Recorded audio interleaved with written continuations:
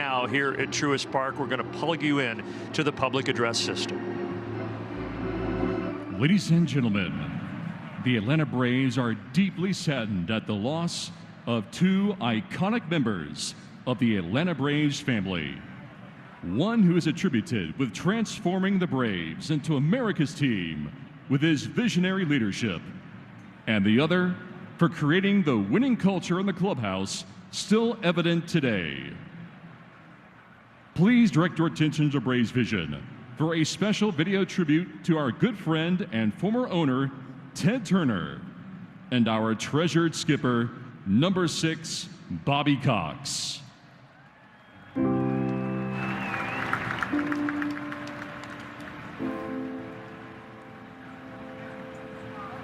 Tonight, we honor two men whose names are forever woven into the fabric of this franchise and into the heart of this city. Ted Turner and Bobby Cox. Two giants of the game. Two leaders who helped shape not just a team, but a legacy. Ted Turner was a visionary, a risk taker, a man who believed that baseball in Atlanta could be something more. He didn't just own a team, he championed it. He put the Braves on the national stage, bringing games into homes across the country and building a fan base that stretched far beyond the South. Great fans. Without them, it's everybody. It's a team operation. His passion turned the Braves into America's team, and his belief laid the foundation for everything that followed. Bobby Cox was the steady hand, the heartbeat in the dugout, a manager whose quiet strength, unwavering loyalty, and deep love for his players defined an era of excellence. Under his leadership, the Braves achieved a level of sustained success rarely seen in professional sports. Number 6, Bobby Cox. Division titles, postseason runs, and a world championship that united a city. But beyond the wins, beyond the banners, Bobby Cox built something even greater. A culture, a family, a standard of respect and resilience that continues to guide this organization today. I want to thank you, the fans. You have been so wonderful through everything. Together, Ted Turner and Bobby Cox helped transform the Atlanta Braves into a symbol of pride, perseverance, and possibility. Their impact is measured not only in victories, but in generations of fans, in unforgettable moments, and in the enduring spirit of Braves baseball. Tonight, we remember their vision, we honor their leadership, and we celebrate the legacy they leave behind. Please join the Atlanta Braves as we pay tribute to two Braves legends in a moment of silence.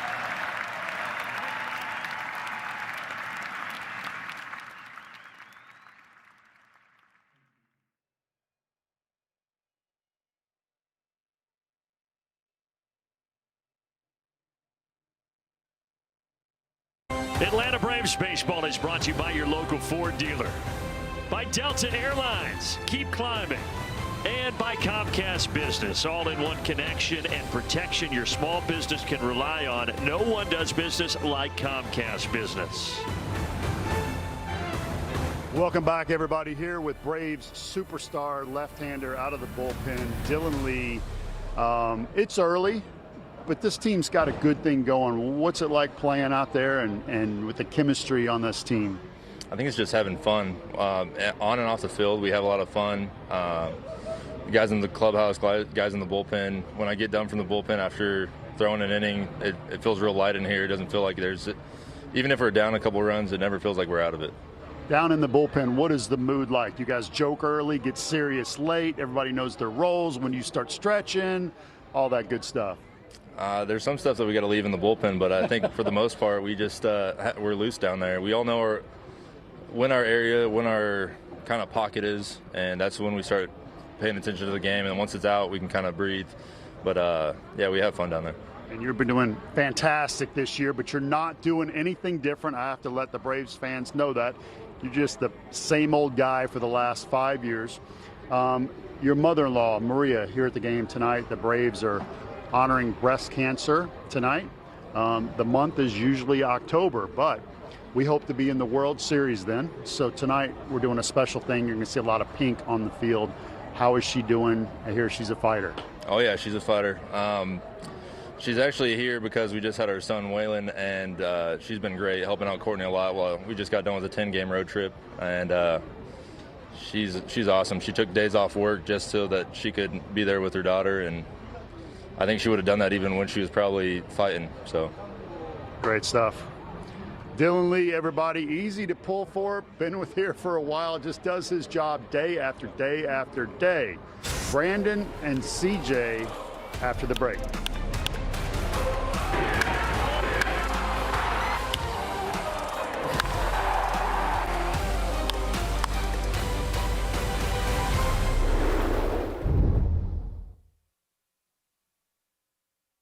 Moderate to severe. Atlanta Braves baseball is presented by Truist. And boy, does it feel good to be back here at Truist Park on a gorgeous Tuesday evening for baseball. Cubs in town for a 3-game series. Let's take a look at our Truist leaderboard.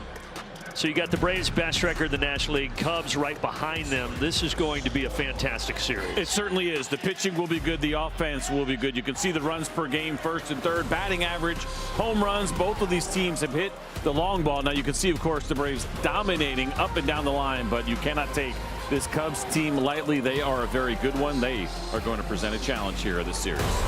Grant Holmes on the mound for the Atlanta Braves. Colin Ray for the Chicago Cubs. All eyes on Truist Park when we get back.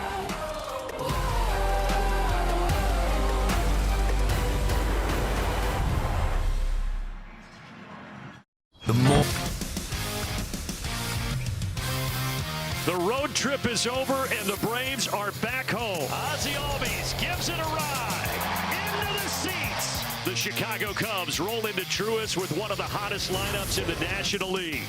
There's the power from PCA. This feels like a classic matchup of the best in the senior circuit. Swing and a miss. 2 first-place contenders. Big names. Big swings. Shot for Mario! And 2 clubs expecting to play deep into October. A beautiful Tuesday night in the Battery. The Cubs, the Braves. This ought to be a fun one. Well, it absolutely should be. 70 degrees, blue skies overhead. Cubs and Braves, 2 best records in the National League. And we begin a 3-game series tonight at Truist Park. Here are the lineups brought to you by our friends at Racetrack. First for Craig Counsell and the Chicago Cubs. It'll start with Horner, Conforto, and their new addition, Alex Bregman, the top 3 in the order here today. And Grant Holmes has not made a start since May 1st. Here we are on May 12th. We'll see how he does in his 8th start of the season. Big opportunity for Grant Holmes, right? You have that much time off. It was a little bit of a rough go of it, but it was Colorado, right? We know Colorado can present a little bit of a challenge. No doubt he is excited to be back out here. He's got a tough lineup, though, to go against in the Cubs. Very patient lineup as well. What do you have for the Ford Keys, CJ? Well, it's a big part of it. Grant Holmes is going to have to fill it up tonight. The Chicago Cubs have the second best walk rate in all of baseball. You got to throw strikes. You're going to put them on for free. And then the strong side, the left side has always been the strong side. Colin Wright tonight has really struggled against left-handed hitters. Of course, we are left-handed heavy here in Atlanta. 1-1 is fouled away, a ball and 2 strikes. So the Cubs come in 27-14. They had a 10-game win streak, but then they lost the last 2 in Texas on Saturday and Sunday before coming to Atlanta. So both of these teams had an off day yesterday and restarting baseball this evening.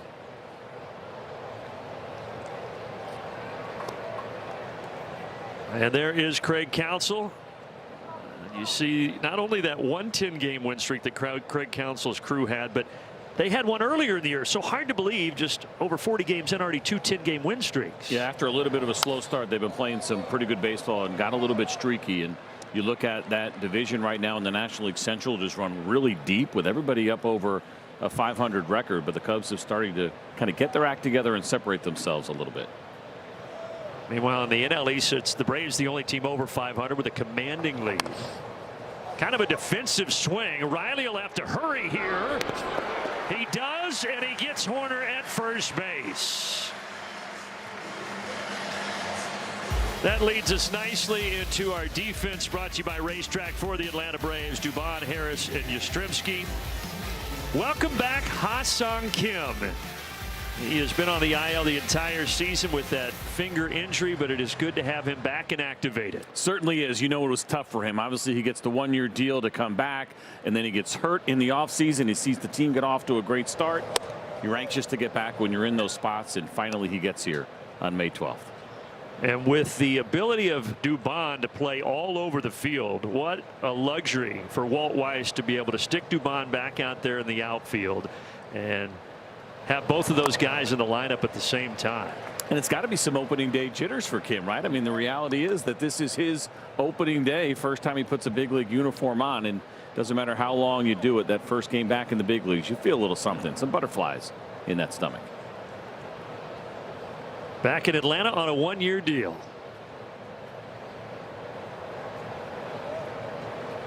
Michael Conforto, the batter, and that is beautifully placed on the inside corner at 96. First year with the Cubs for Conforto. He struggled last year with the Dodgers and now finds himself on the north side with the Cubs. Down he goes, fouled into the mitt of Baldwin, 2 away. And it's been fastballs here early on for Grant Holmes, and they have looked good, throwing them with confidence, using the heater to get ahead and finish off Michael Conforto. So good start for Grant Holmes despite not pitching in over 10 days. And it looks like it's going to be a 1-2-3 first. Bregman to Kim. Kim passes his first test. 1-2-3. Bravos coming up.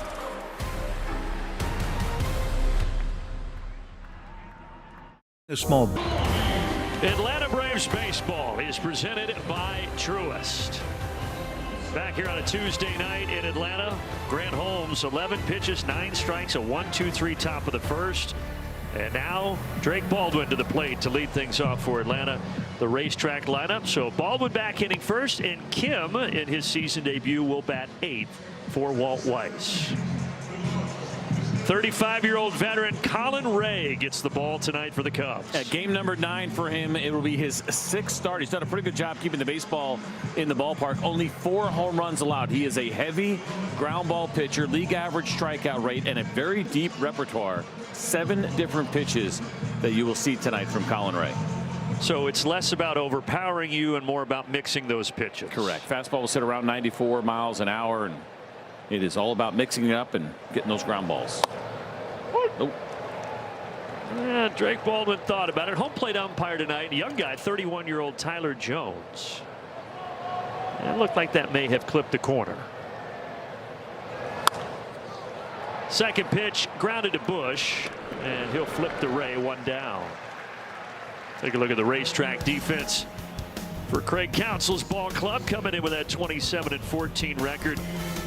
Very good all the way around the diamond. Yeah, and you saw PCA there in center field. Pete Crow Armstrong is probably the best defensive center fielder in the game. He comes in with a +9 outs above average, but you're absolutely right. Across the board, this has been the best team using the StatCast metrics when it comes to defense.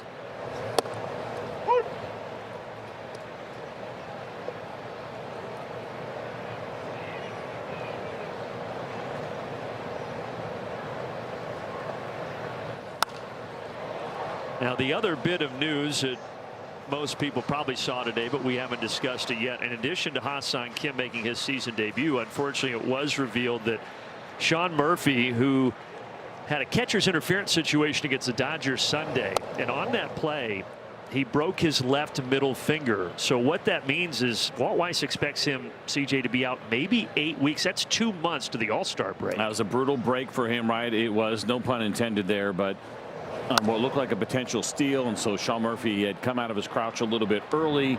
You see Kim with the foul ball. There should be the swing, the bat that ends up hitting his glove, and so yeah, he is out. That was a really unfortunate circumstance. And now Sandy Leon, who was with the Braves earlier in the minor leagues, straight from Mexico to Atlanta.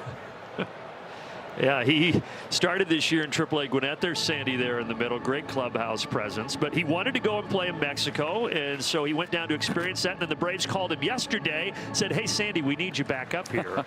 And now he's in the bigs again. And there's really no get-to-know-you process, right? Everybody knows Sandy Leon and how well he fits in here. Check down. James Hoy, the crew chief, says no. But that does mean more catching now for Drake Baldwin, just like last year when we saw Sean Murphy get hurt. More opportunities behind the plate instead of DHing.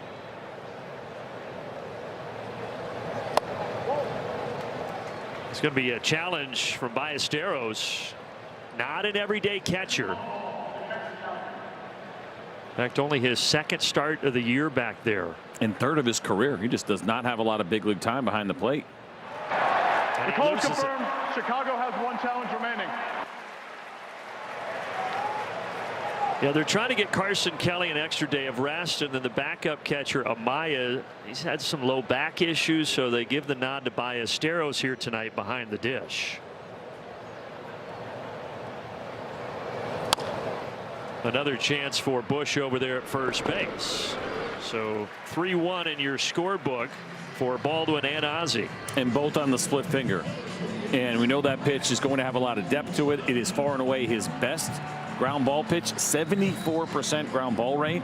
And it's also a really good swing and miss pitch for him as well. So whenever you have a split and he uses it second most of any of the pitches he has, you know that pitch could be a problem tonight. Here's Matty O. Yeah, when I was asking Tim Hyer, CJ, before the game about Ray, he said, look, it's not about overpowering you like we discussed. It's about the pitch mix. But he said, I've got my eye on that splitter. He knows that that's a big one for him. It's the one he uses, again, second most, and he's not afraid to throw it to anybody. Obviously, you feel like it'd be a little bit more effective against the lefties, but he actually uses it more against the righties, and they don't have a hit against it all season long.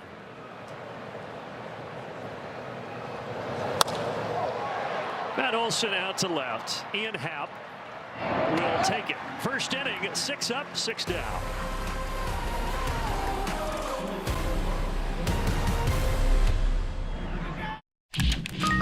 Beautiful night for baseball as we go to the second and check in with America's favorite house guest. With our Kia Field Report, here's Paul Bird. I like that right there.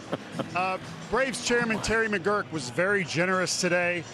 Braves for the rest of the year wearing 6 on the back of their hats. I think that's pretty darn awesome. He also said he was given the last signed baseball by Bobby Cox by his wife Pam.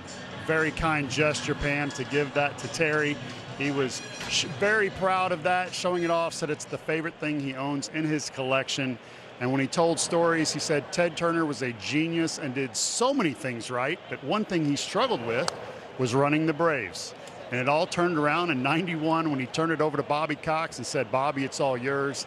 And it was a 14-year division run that is unparalleled, guys. Yeah, it is. No other franchise has had more than 9 consecutive division crowns, and the Braves 14 from '91 to '05. And Before the game, we carried it live, but if you weren't with us, it was a beautiful tribute on the field with bagpipes being played, a wonderful video in honor of both Ted Turner and Bobby Cox. But I figured, CJ, they would do something on the cap or the jersey, and I like just putting that number 6 on the back there for Bobby. Something unique about it, right? I mean, obviously Bobby wore that hat for a long time, and patches are really cool. We've seen those over the years, but I love the idea of a very simple 6. Over to grab this, Yastrzemski. So Ian Happ hit it hard. 106 off the bat, but nothing to show for it.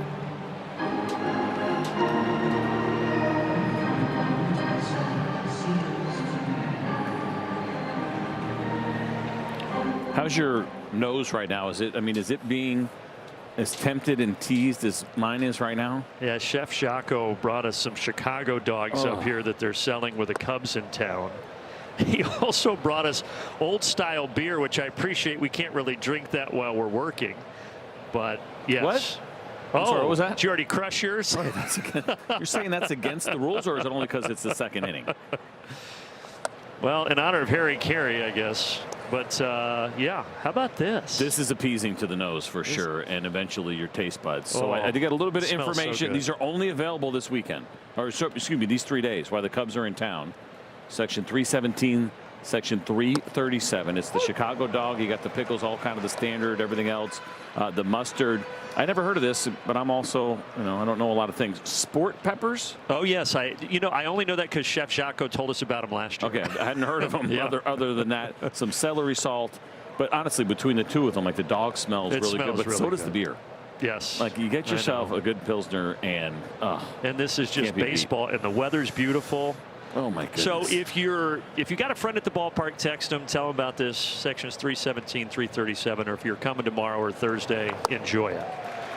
Grant Holmes is enjoying 5 up, 5 down so far. Suzuki with a swing and a miss at the slider. He's got one of the best swing and miss sliders in all of baseball, and a good time to use it. We saw a lot of fastballs in that first inning from Grant Holmes, and now using that good slider to finish off Suzuki.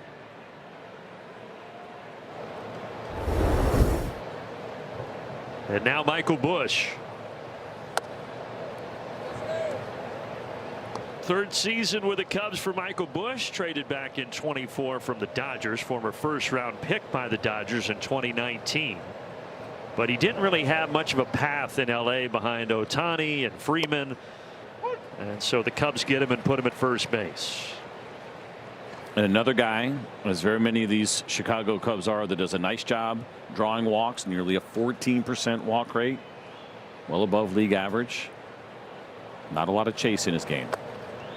Yeah, you look up and down the lineup, it's not necessarily built with superstars. It's more successful because of the depth that they have. Yeah, right. Exactly. There's nobody that's jumping off the page. Now, there's some names there for sure that and players that have done a lot of big things, but nobody necessarily having this monster season. Now, you could put Suzuki in that conversation, but he hadn't been active all year. It's only 27 games where he's got the high OPS in the 900s, nearly hitting 300.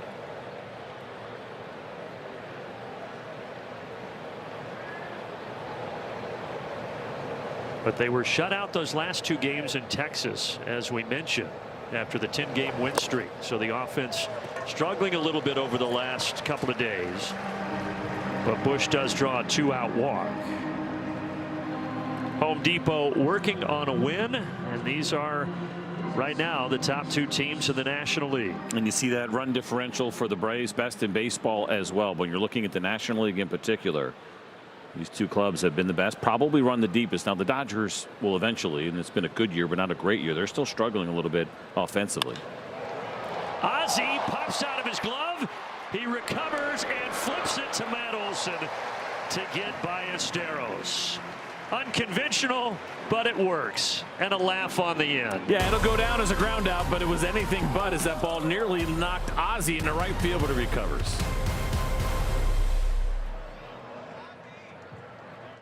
Rick. Sun starting to set beyond the outstretched arms of Truist Park as we take a look at Michael Harris, who tonight is our Georgia Natural Gas Greener Life Impact Player. Talked a lot about how many hard hit balls he's had this year. It seems like every time he's up there, he's hitting it hard. He is, and while exit velocity matters, it's the percentage numbers that matter more, right? How often are you actually reaching that hard hit rate? Obviously 5th best in baseball, and then the barrels per plate appearance, also a really good number, but as consistent as anybody when it comes to barreling the baseball up is Michael Harris this year. Michael Busch has been busy over there at first base, but this one trickles by him foul. I'm getting a spam call right now. Oh, decline. Nice. Now they say you're not supposed to decline them because then it means you acknowledge that they're spam, that you exist. Essentially, that you're a real person. So just let them go naturally. I mean, I do it every time, but I probably should let them go. That's what I've heard. I don't follow that advice. Okay. And it's on the internet, so you know it's true. Michael Harris hits it high out to right center field. Pete Crow Armstrong setting up shot. Speaking of the internet, it was ablaze today and yesterday with the shoes, the Air Max, making their way out and about to the public. It was a busy day here yesterday. I saw lines, deep lines. Everybody getting here early to get their City Connect shoes. I saw quite a few people wearing them around the ballpark today. They were flying off the shelves. Some people were saying, I already missed it. My size is gone, but there will be another opportunity. Don't you worry.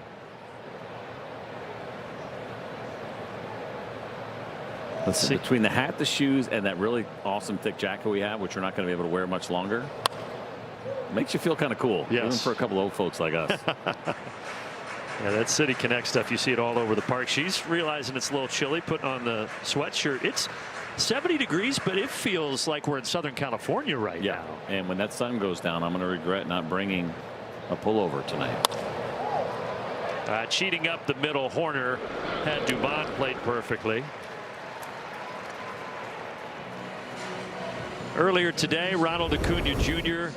getting his work in, trying to work his way back from that hamstring issue. Now he's eligible to come off the IL tomorrow, but that is very unlikely. But this is a good sign. It is. You're going to look for motion and run through all these different exercises in different directions. Then it'll be about his ability to stop and start, put a lot of pressure on that hamstring. There are quite a few tests that Ronald Acuna Jr. still has to pass. And they'll make sure that that hamstring passes all those tests, is good to go before returning him to right field.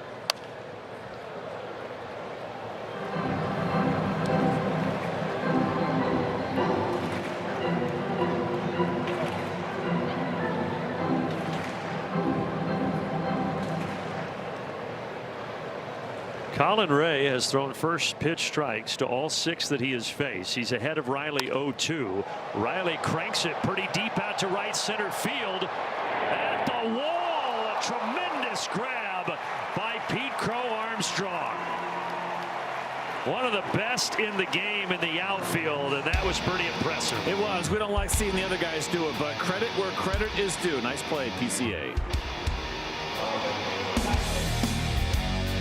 She didn't. Bobby, as I said, is Braves royalty. Very special. I got to be around him virtually for his entire time at the Atlanta Braves. You know, you have a smile on your face almost all the time when you're with Bobby because that's who he is. He's always entertaining, always special, and he always knows something. He always makes you feel good.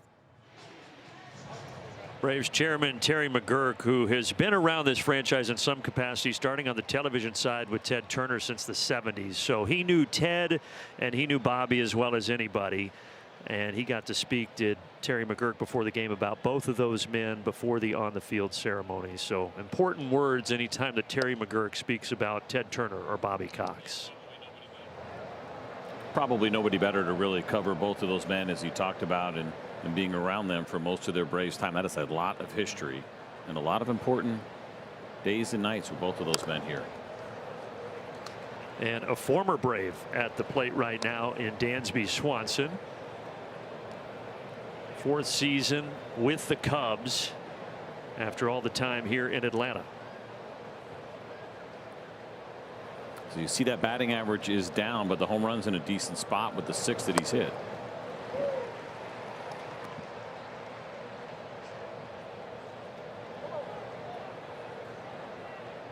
He's kind of the same player he was with the Braves. He's going to give you a good glove. He's got the home run pop around 20 a season, and just consistent. He's typically healthy. Yep, he certainly is, and they've had their anchor over at shortstop, and it's worked out well for him and the Chicago Cubs.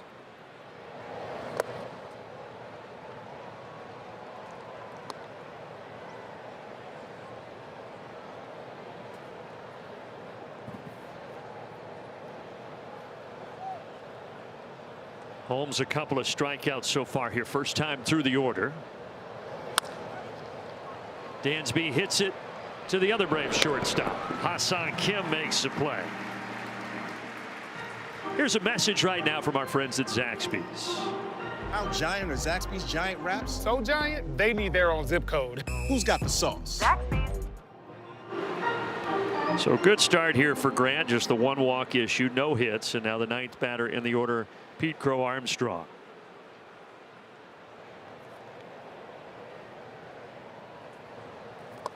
So with all we've talked about and the patience, the ability to draw walks in this offense that you get from the Chicago Cubs, this guy's your outlier.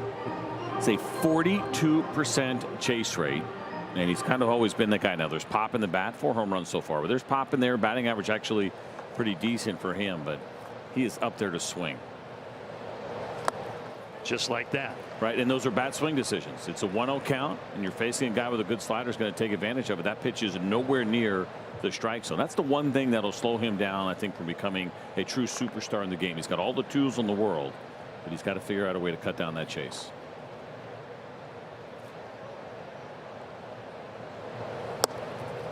Well, last year through the month of July, he was absolutely on fire, but then he really faded in August and September and fell 9th in the MVP balloting. And right now the star is spinning around his head because he just swung at a slider that was 2 feet in front of home plate, and then he took one in the strike zone. And you can tell, you start thinking, the wheels start turning, and it's hard to get your mind straight. And then he chases a slider down, but that's a hard pitch to lay off of there from Grant Holmes.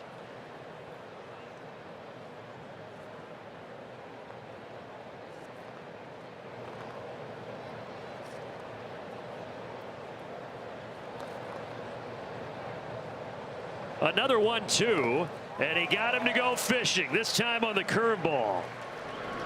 Throw down to first. 3 strikeouts first time through the order for Grant. It's a good job, right? Go after a couple of sliders and a little bit of a slower breaking ball here, and he cannot hold up his swing. Listen, you know he's going to be out, but he didn't want anything to do with running to first base there either. It's not a big deal, but you just feel like, go, make the guy throw the ball. And he didn't want to do it, and I get it. He had a really frustrating at bat where the only ball he saw inside the strike zone he took. That one at the bottom of the zone to Nico Horner.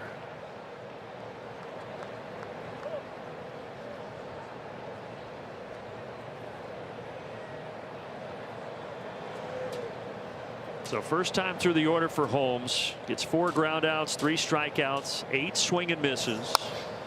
A solid start after 10 days off for the right-hander. And the big one is the command, something we've seen from Grant at times where to get away from him. When he broke into big leagues with the Braves a couple years ago, his command was excellent. Really nice low walk rate. Past couple years it has doubled up on him. And we talked about it with this lineup in particular. It's key that you're in the zone.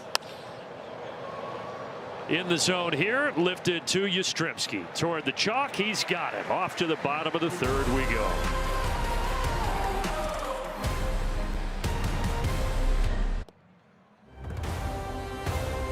Atlanta Braves baseball is brought to you by Rooms to Go. Don't miss the Memorial Day sale going on now.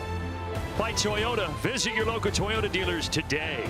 And by Racetrack. Whatever gets you going.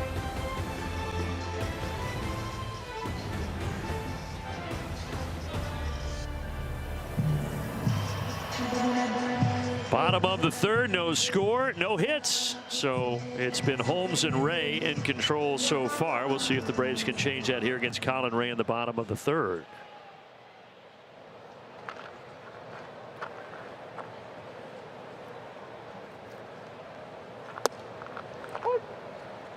Well, good to see Dom Smith back out there. Of course, whenever we see a right-handed pitcher, and the way the lineup is set up tonight, 6 lefties against Colin Ray, which is a good thing, including Ozzie as a switch hitter. And even though it's been a pretty decent year for Colin Ray, this is the weakness, right? This is your opportunity. Take a look at what he has done against lefties. Now, this is over the last 2 seasons. You see a pretty significant difference. But this year in particular, even worse. Lefties hitting .309 against him. Now, the strikeout rate does go a little bit higher. But there's your opportunity. It's those left-handed hitters for the Braves tonight. That one misses. Dom Smith stays away. A ball and 2 strikes. And Colin Ray began the season in the bullpen. The reason he was moved into the rotation was Cade Horton, who finished 2nd in the Rookie of the Year voting to Drake Baldwin last year, had to have Tommy John surgery. Huge blow to the Chicago Cubs, but that kind of gave Ray this opportunity. And they've also since lost Matthew Boyd, right, to the knee injury, so they have that problem there. Justin Steele had to have a revision on his UCL. He had that in April. They were kind of hoping he was going to be back this year and be able to be impactful. That hasn't happened. So listen, everybody has to go through it. But right now for Craig Counsell, there's 3 starters that would have been impact that are currently on the IL. And Ben Brown, who we'll see the 3rd game of this series, only has 1 start this year. Would have to think that that's going to be a target for the Cubs at the deadline. Yeah, they did a really nice job this past offseason addressing their bullpen. It's kind of where they started. Brought in 5 new relievers, and while it wasn't the biggest moves, I could see it. We see what happens here, having a good bullpen in Atlanta. Then they added Alex Bregman, and then they started trying to acquire some pitching. It was a good offseason for them. They did let Kyle Tucker walk. Braves just saw him in his new home out west with the Dodgers. And Dom Smith shoots it out into right center. A leadoff single. There's the first hit of the ball game for either team.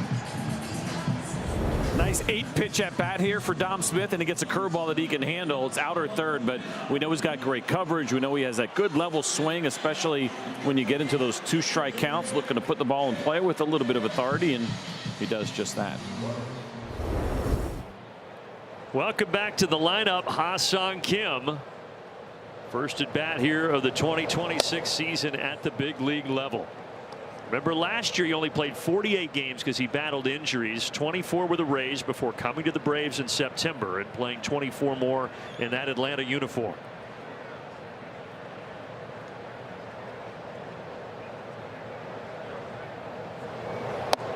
For me, he was the #1 target. Ooh, a good time to challenge for the Atlanta Braves this offseason.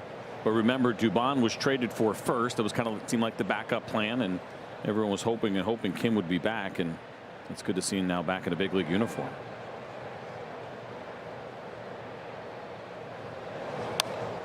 Such a freak injury that he had back home in Korea. He fell on some ice and tore the tendon in his right middle finger. That was in January, and it took a long time to get that fixed. He had surgery actually here in Atlanta on January 18th. And then went through the rehab process and now makes his season debut here on May 12th.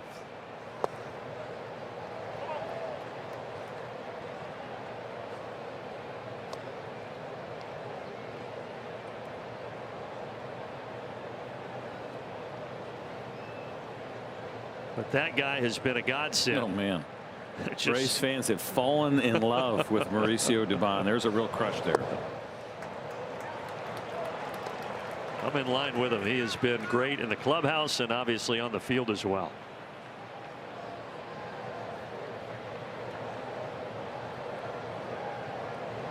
Payoff pitch, and Kim fouls away the 4-seamer.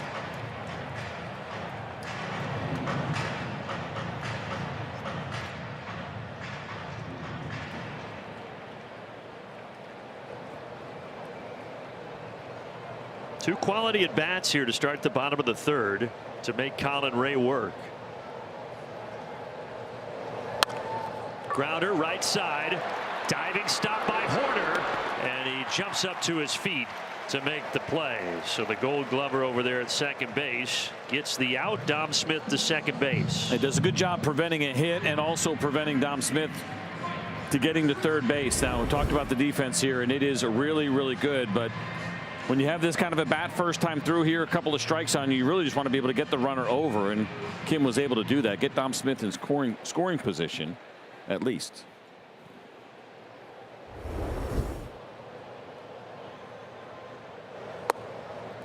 First at bat tonight for Mike Yastrzemski. Some good history here for Yaz against Colin Ray. 3 for 8 with a double and a couple of home runs. Yeah, still looking for that first homer as a Brave. No long ball, 6 driven in this year for Yastrzemski.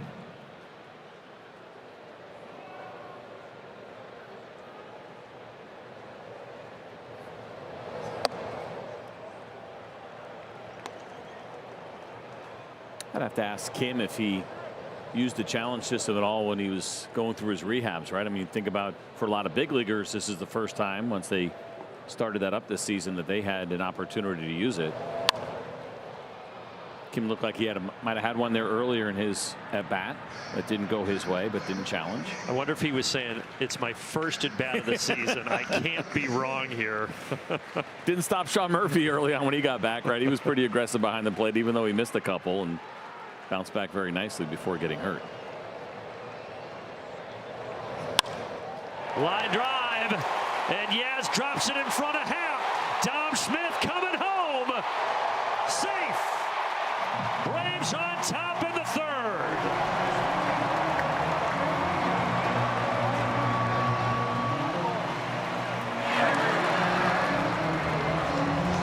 How about Yaz on a 4-seam fastball here in this 2-2 count? That's a little bit of that natural run to it. They were trying to get in on him, and they didn't, and left it up over the plate, and he stings this baseball into left center. And it's not only that you have good outfielders here, but there are also some pretty good arms here for the Chicago Cubs, but Dom Smith able to score ahead of that throw. So 7th RBI of the year for Yastrzemski. Braves get the first run of the series.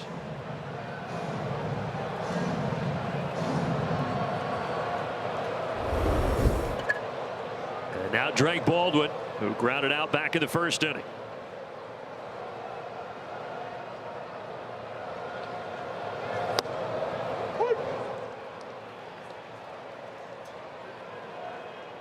Drake had his 10th homer of the season in that series finale against the Dodgers. 9 solo homers out of the 10, and yes, everybody loves the Drake. Has that kid seen Seinfeld? I mean, if so, it's excellent parenting.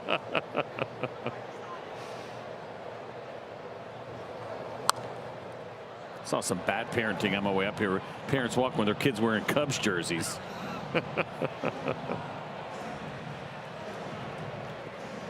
Yeah, there are a few Cubs fans sprinkled throughout on a gorgeous night, nearly a packed house here at Truist Park.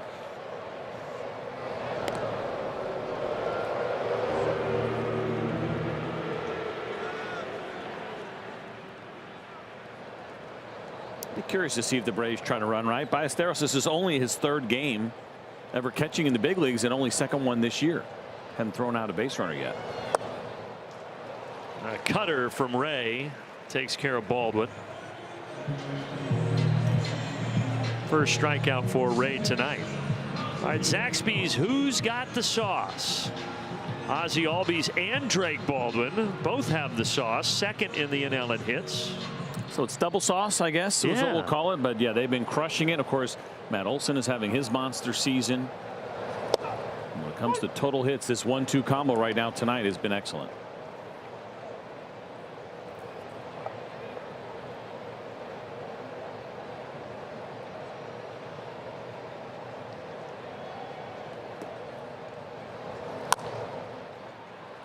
Buries that in the ground over to first. Bush makes the play, but the Braves get an RBI single from Yastrzemski to take a 1-0 lead.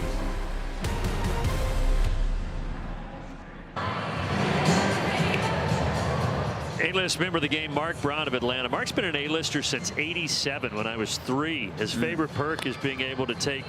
Wait, is he that old? Maybe he is. He must be on the left. He take his friends, favorite perk, take his friends and colleagues to games and shares great view right behind the dugout. So congrats to Mark and his family, the A-list members of the game. So you were 3. I was finishing up 8th grade. Yeah. Or if you get to the fall of '87, starting high school. There's a future A-lister right there. I want to clarify something because I thought I might have messed this up, but I just got educated in the process. When we showed you the old style, I had said Pilsner, right? It's got that good Pilsner smell, but then I noticed on the can it said classic lager. And I didn't know what the difference was, and here's what I found out. A Pilsner is a specific type of lager. So all Pilsners are lagers, but not all lagers are Pilsners. So you're welcome. Now you know. We know together. Yeah. Maybe you already knew. The more you know. And I'm still not sure what any of that means. You fooled me. I just call it a beer. It's like it's the better way to do it. Then you're safe. 2-3-4 here for the Cubbies, starting with Conforto. He's down 0-2. So we don't get commission, but I will tell you, I've eaten almost all of that hot dog. It's delicious. I did not have any of the bread, though. Well, you got another one over here. No, if you were. it. I'm going solo.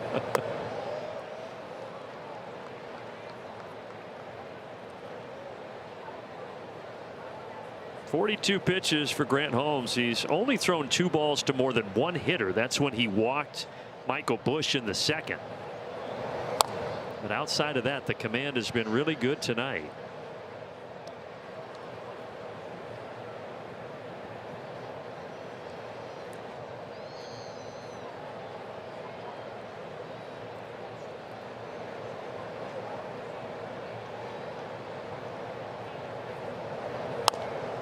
Heads up over there. Almost went into the Braves dugout, but ricocheted away from Diaz. He didn't flinch. He was ready. And explaining himself to the bench and anybody that's giving him a hard time for not catching that baseball right now.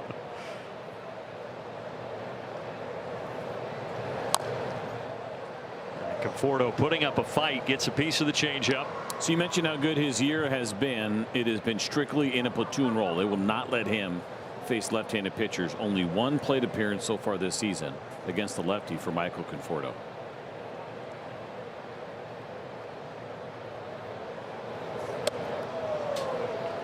Getting the nod tonight in the second spot in the lineup against the righty Holmes. Mentioned his struggles last year with the Dodgers. Hit below the Mendoza line, was left off of their playoff roster. Trying to find a new home with the Cubbies. And it will be interesting if they try to play matchups later. You talked about why Ballesteros is catching here tonight. So you have Carson Kelly on the bench, and then you have Amaya on the bench as well. And 2 guys that seems like Craig Counsell is trying to give a day off. Your only other right-handed hitter is Shaw. Swing and a miss. Curveball getting Conforto. That is twice tonight. Conforto down swinging. And the first time came on 95 miles an hour, and this time on the breaking ball and the curveball. We don't see the curveball as much. The slider has been the more dominant pitch, but that was a good one. Time for our Defend the Mound feature presented by Comcast Business. So that was the curveball, but these are the numbers, the slider whiff percentage. It's the highest whiff rate on a slider in baseball. I was looking at it today. It's a minimum of 200 thrown, but that's ridiculous. Think about the guys that are on that list. And one who's not on it is Chris Sale, who we know has one of the best sliders in baseball. That is how good Grant Holmes' slider has been as a swing and miss pitch this season. Call's overturned. Atlanta has 2 challenges remaining. Good job by Drake Baldwin, and the Braves keep both challenges. Well, Drake's been good. 6-4, I should say now 17 for 25. So he's at 67%. That'll go up a point or 2.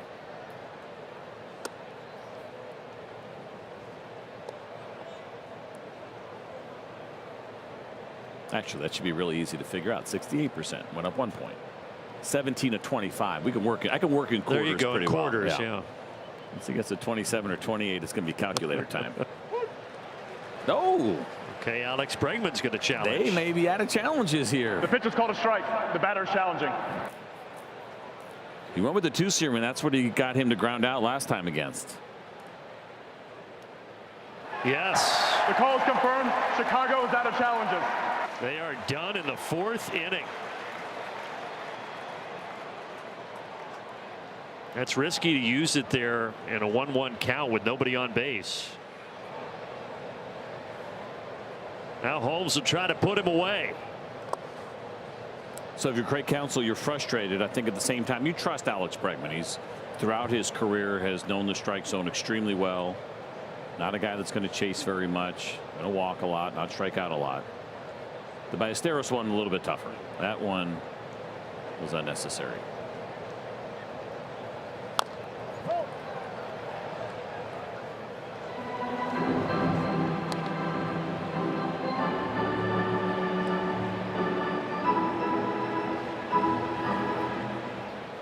$40,000 tonight at Truist Park. Temperatures now dipping into the upper 60s. We'll be down in the low 50s in the middle of the night tonight. So cool for the middle of May.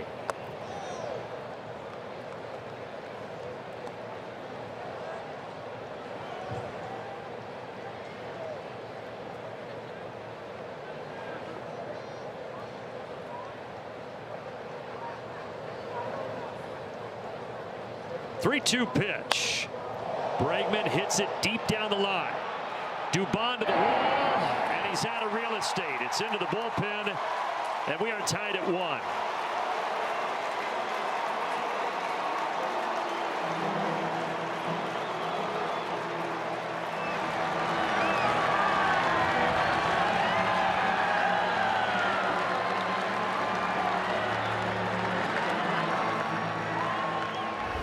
This pitch was probably up out of the strike zone, four-seam fastball grip. You see it here from Grant Holmes. Impressive piece of hitting. Look where this ball ended up. Now they're trying to go down and away, and so it's mislocation.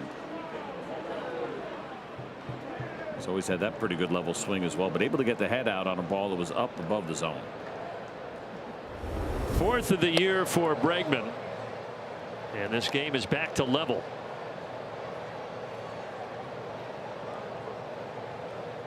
They went after Bregman after the 2024 season. He ended up in Boston last year. They went after him again, and this time they got him. 5-year deal, $175 million to be a Chicago Cub. No trade clause in there, right? It was a big one. He opted out of his contract that he had with the Boston Red Sox. They were not willing to guarantee the years. Now, part of it may have to do with age, and the Boston Red Sox are off to a pretty slow start right now. Already fired their manager, Alex Cora. And they'll be here later this week, Friday through Sunday at Truist.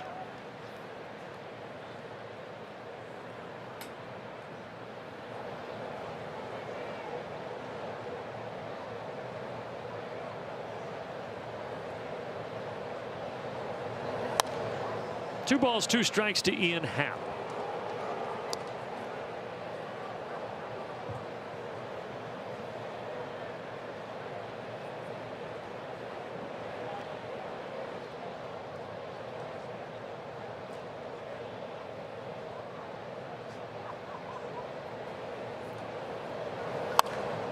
Laced but foul.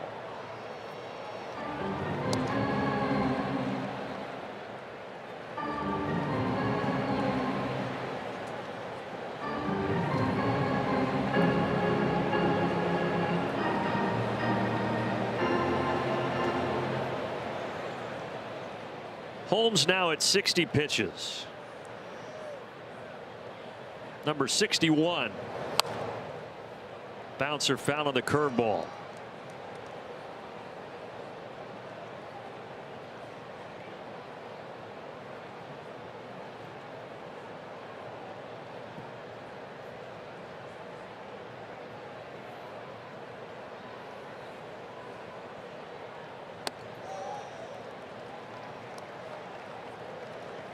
So strikeout took 9 pitches of Conforto. The Bregman at bat took 7. This will be pitch number 7 here now. 3 batters in. Everyone has seen at least 7 pitches in this inning. And Happ is able to lay off the slider for a 1-out walk. Jeremy Hefner to the mound. Here's a quick message from Delta. From Braves country to the world. Delta, official airline of the Atlanta Braves. You could kind of feel that mound visit coming. 100%. So the one thing with Grant Holmes this year is that he has had a handful of big innings. When you kind of really look at how his season has gone, we saw it in Colorado in the last one. But over this year, came in with 37 1/3 innings. 5 of those innings, he had given up 2 runs or more.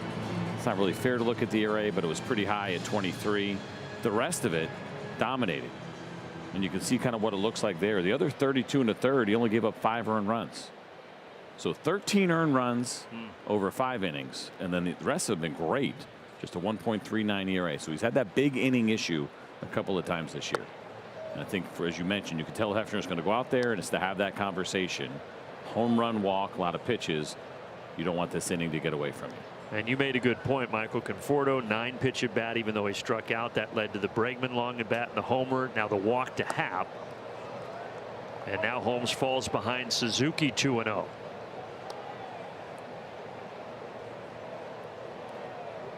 That Bregman homer, by the way, was the first hit of the game for the Cubs. It also was the Cubs' first run in 23 innings. Remember, they were shut out the last 2 games in Texas when the Rangers took 2 of 3.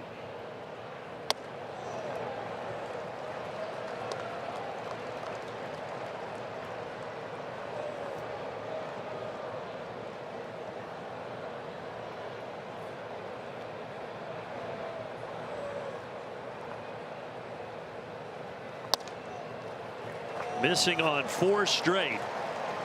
So back-to-back walks. And Didier Fuentes is going to start to throw in the Braves bullpen. Yeah, for Walt, right? Kind of a tough one. What is it, 13 straight you said before the game that the Braves have right now after the off day yesterday. So yes, the bullpen is well rested, but you know you have a little bit of a fight coming up here. It's going to be these 3 against the Cubs who know how to work the count. And then the Red Sox, even though they're having a down year, some good hitters in that lineup as well. And so you don't want to burn the pen too early, but you do have a chance to win this game. It's up to Grant Holmes to get back on track. You would love a double play ball here, especially with that pitch count climbing in this inning for Holmes.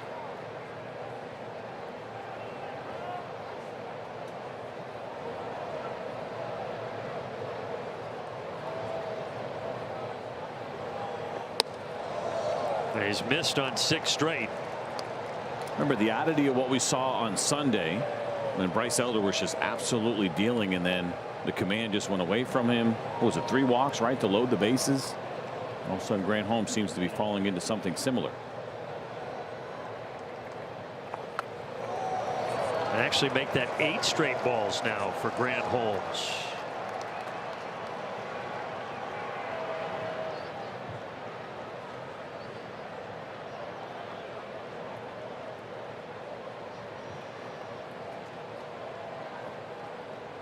.3-0 pitch to Michael Busch. He missed upstairs. He has walked him loaded following that Bregman homer.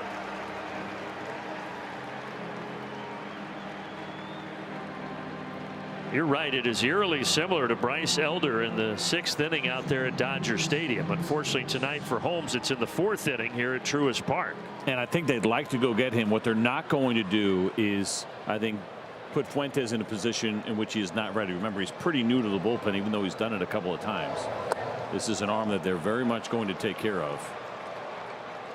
And so if he says he's not ready, you don't bring him out there. Now that pace tells me he probably is ready or getting really, really close to it.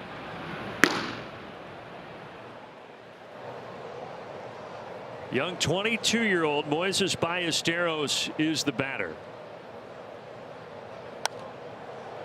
That one in this, not in the zone, but fouled away. It was up. Ballesteros went after it. Yeah, he's an aggressive hitter. You can see that really big leg kick. He does have some legitimate pop in that bat. 6 home runs already this year, but he's not afraid to open up the zone. And as a hitting coach, that'll drive you crazy, right? 3 walks, and then you swing at a 1-0 pitch that is outside of the strike zone.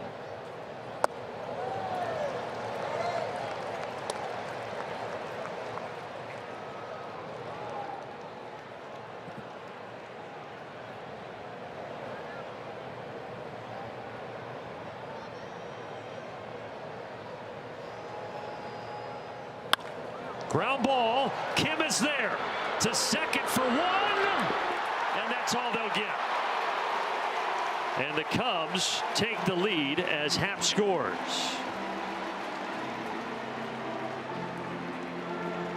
Heck of an effort from Kim on this one. I thought maybe he was going to take the easy out at first with his momentum going that way, but he looks up and he sees Ozzie. And the fact that this was even close is pretty amazing. Now, if the throw was perfectly on line, maybe, but that's asking a lot when you consider the angle from which Ozzie was coming to get that flip from Kim.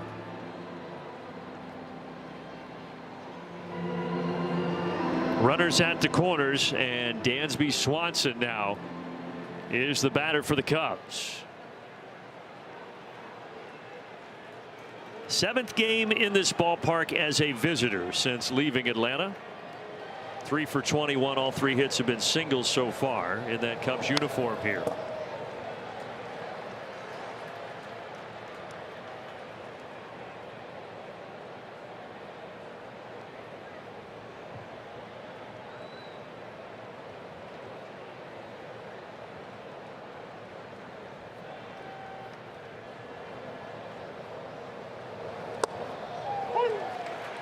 No challenges left, so the Cubs can't do anything about it.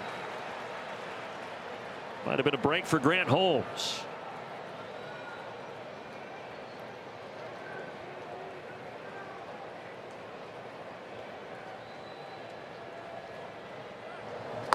And a swing and a miss at the slider. So all things considered, Holmes gets out of it okay, but the Cubs do grab the lead.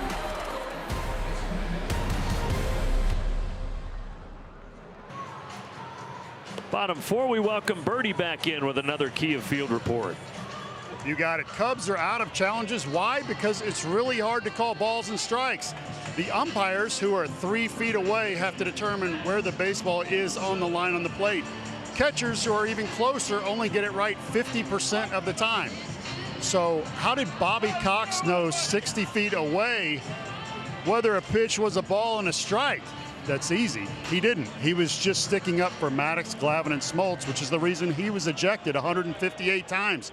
A record 162, including playoffs. What did Walt Weiss say he learned from Bobby Cox? Loyalty. Guys, Bobby Cox always sticking up for everybody.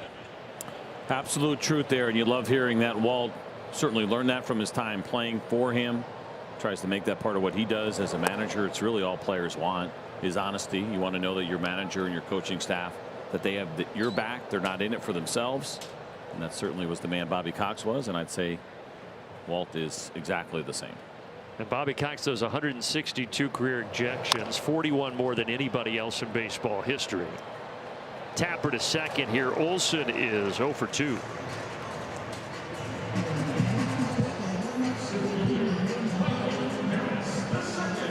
So the Cubs get 2 there in the 4th. Grant Holmes through the first 3 innings threw 39 pitches, and then in the 4th inning alone he threw 39 more. So he ran into a big speed bump there. Let's see if the offense can pick him back up.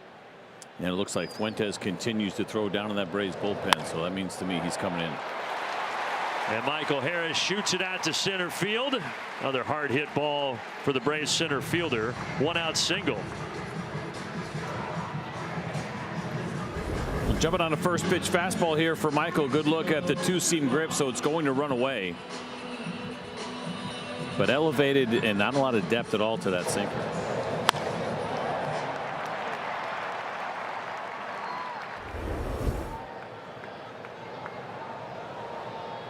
Tying run on. Dubon at the plate.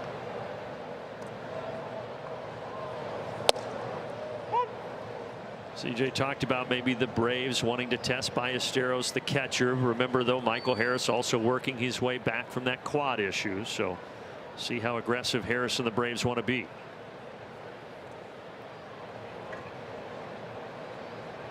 Might have caught him leaning. He's out. Colin Ray timed that throw perfectly. Yeah, it looked like right as Michael was lifting up that right leg is when he made the throw over. And it was a quick one. And the Braves are not going to bother challenging. Let's take a look. You see the higher tag, and that's why a lot of times you want to do that as opposed to trying to get all the way back to the bag and tag a hand.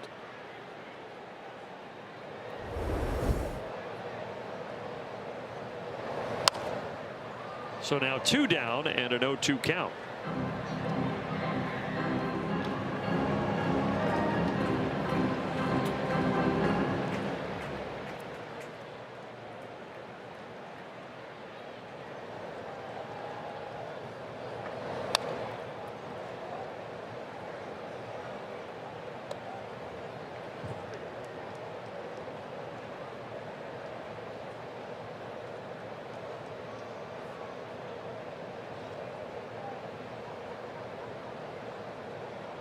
35-year-old Colin Ray deals an 0-2, and once again Dubon fouls it off.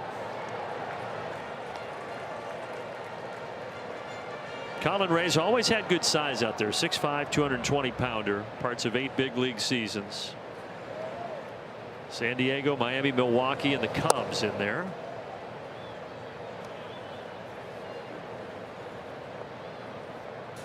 By the way, that is 9 pickoffs for Atlanta Braves base runners this year. They had 10 all last season. Now they've been more aggressive. We understand that, and I think part of the tax on anything when you're going to change your philosophy, try to get a little bit more aggressive, means there's going to be times where it's not going to go your way. Just like when guys work on trying to not chase as much, be a little bit more patient, that means more called strikes. I think that's probably what the relation is here for the pickoffs early on. Yeah, it seems like they're trying to time things up, and when they've been picked off, they do what Michael did there, right? They're taking that next step, and the pitcher just fires over at the right time. Yeah.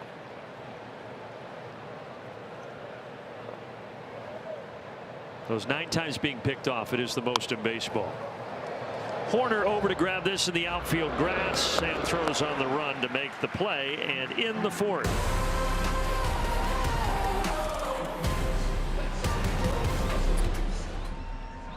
It is May in the A. There's some great deals all month long. Fans can enjoy $15 tickets, $3 Miller High Lives, $2 ice cream sandwiches, and more deals throughout the ballpark. So go to Braves.com/May in the A to see all of the fun and get your tickets. And you see a lot of red jerseys. Friday will be a red out here at Truist Park.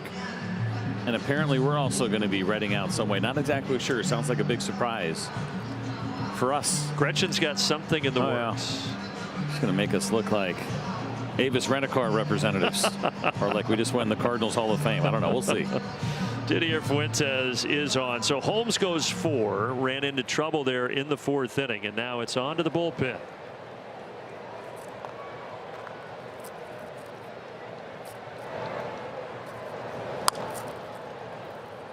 So we know he's got a great fastball, right? And we've seen it all year long. It was very exciting watching Fuentes in spring training.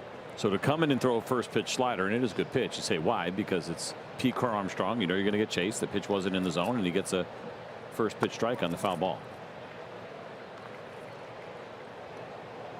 I'm sure Holmes is frustrated. As I mentioned, 39 pitches combined through the first 3 innings, and then gives up the homer to Bregman. A few walks mixed in there last inning, and he throws 39 more in the 4th, and he's out of the ball game. You can live with the solo homer, right? Those things are going to happen. It was the 3 walks after the fact that he almost got out of it as the Braves tried to turn an amazing double play. And I wonder for a home plate umpire tonight, when he knows that the other team is out of challenges, if it changes the mindset at all. I mean, it shouldn't. But I just wonder, like, hey, what are they going to do about it? A little bit more bold back there for Tyler Jones. Or do you feel like, not that you're never not all the way locked in, but as part of you going, got to get a little bit more locked in right now because they don't have any recourse. Fuentes, good start, gets 97 past Pete Crow Armstrong.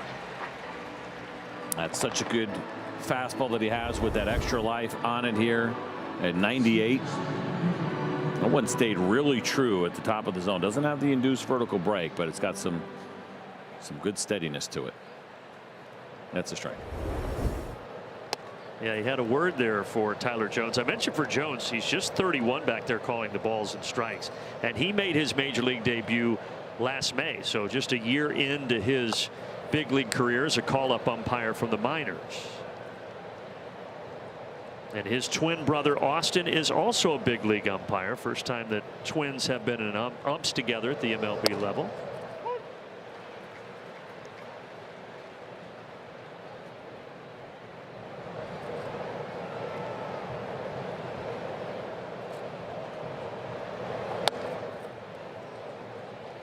Top of the order, 3-1 to Nico Horner.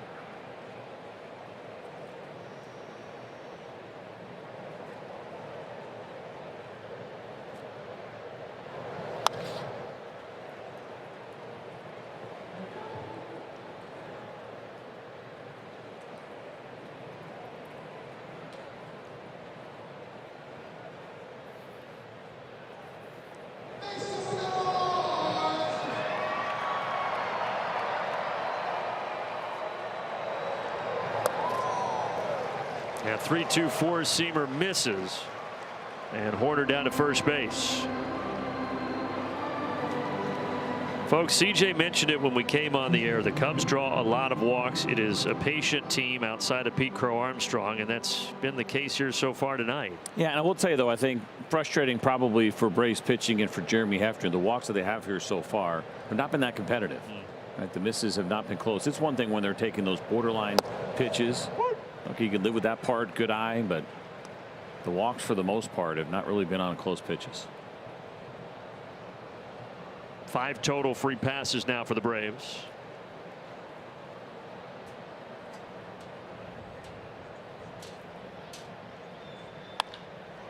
Liner to right center. Yastrzemski in the right spot.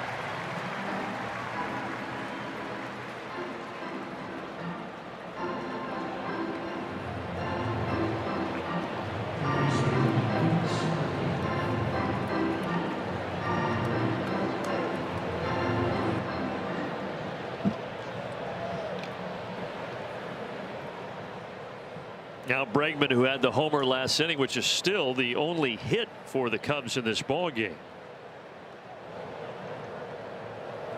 Checking in on other NL Central action. Paul Skeens took a no-hitter into the 7th, but he lost it after 6 1/3. But 7 innings, 10 strikeouts for the talented Paul Skeens against the Rockies tonight. I think he might have been perfect through his first 6. It looked like he only faced 18 unless he hit somebody and got a double play. It might have been. He had a hit by pitch. Oh, he did? Okay. And he must have got a double play behind him because it was 18 batters faced through those first 6 innings.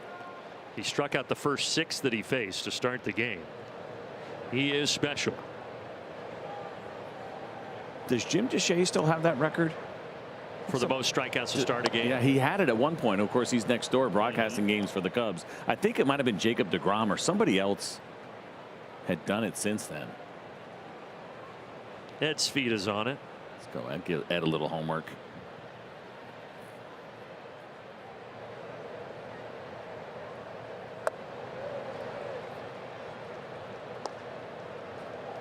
So I think one of the funny things with Alex Bregman coming over here to the Cubs, right, for the longest time he wore number 2. A lot of that had to do because he was taken second in the draft, felt like he should have been first. Well, of course, the guy first in that draft is his shortstop at Dansby Swanson. And he hits it to the shortstop, Kim. And he makes a nice play to Ha-Seong Kim to end the top of the 5th. We're halfway home.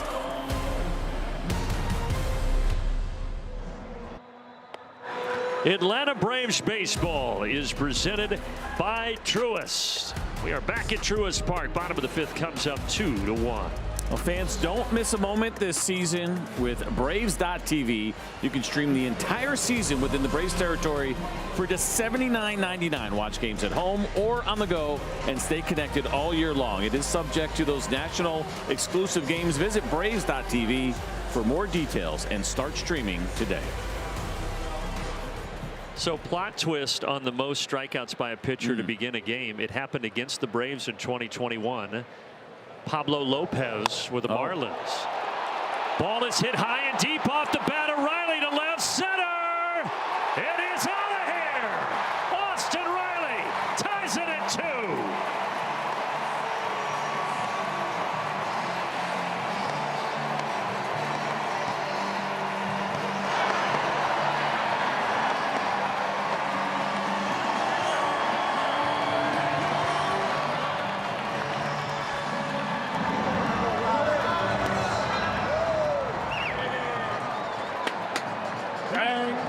Sixth of the year for Austin Riley.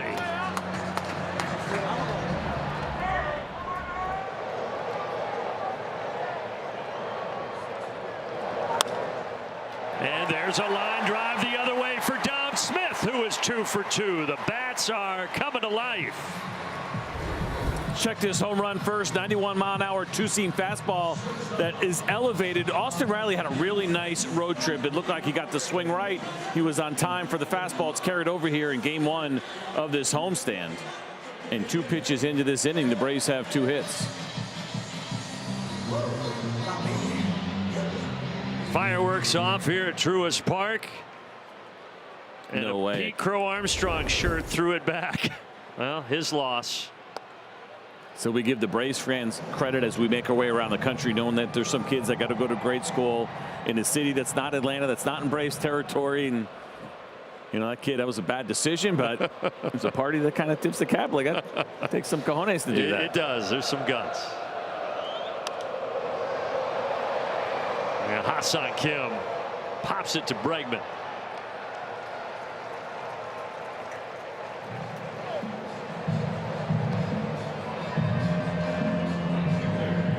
By the way, I did ask about the shoes to confirm kind of what's going on with the shoes and the availability. Of course, yesterday was the day you could get them at the Truist Park Clubhouse store, but kind of going forward right now for a little while. You can catch them at Wish Atlanta.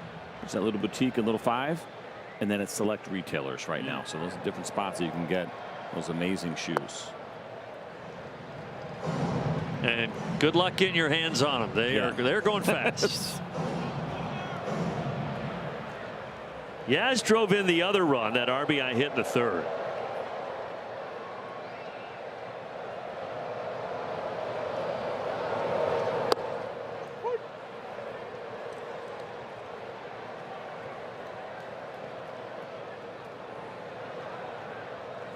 That homer by Riley, it's the 58th on the season for the Braves. Only the Yankees have hit more homers with 64 this year in Major League Baseball.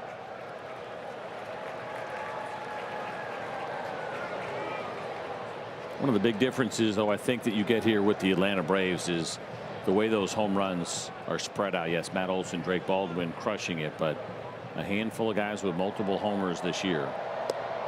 The Yankees pretty locked in on Aaron Judge, and Ben Rice have been carrying the load.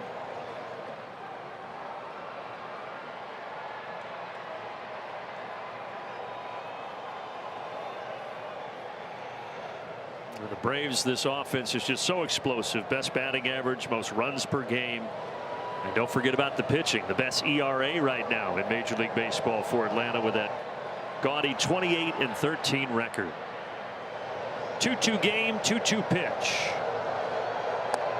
Full count. It's a nice job laying off that split. Not easy when you get to a 2-strike count. You got Colin Ray talking to himself right there. He couldn't believe that Yaz didn't offer at that.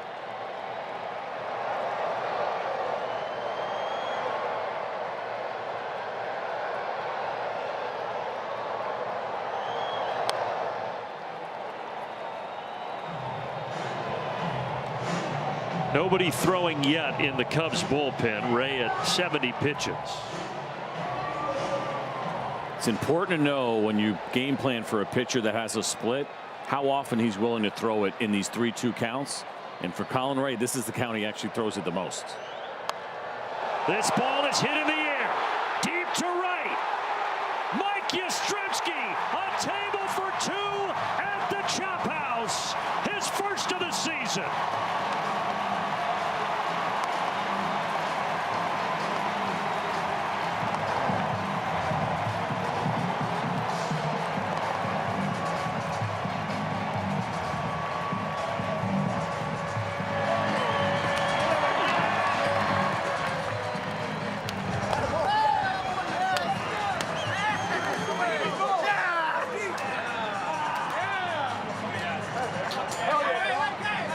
Big sigh of relief, I think, for Yaz, right, to get that first home run after the strong spring. You can see his teammates and how happy they are for him. But we told you coming into this one, he had 2 career home runs in 8 at-bats against Colin Ray. He gets this little flat, get me over 3-2 slider. I need a strike, and that was a mistake.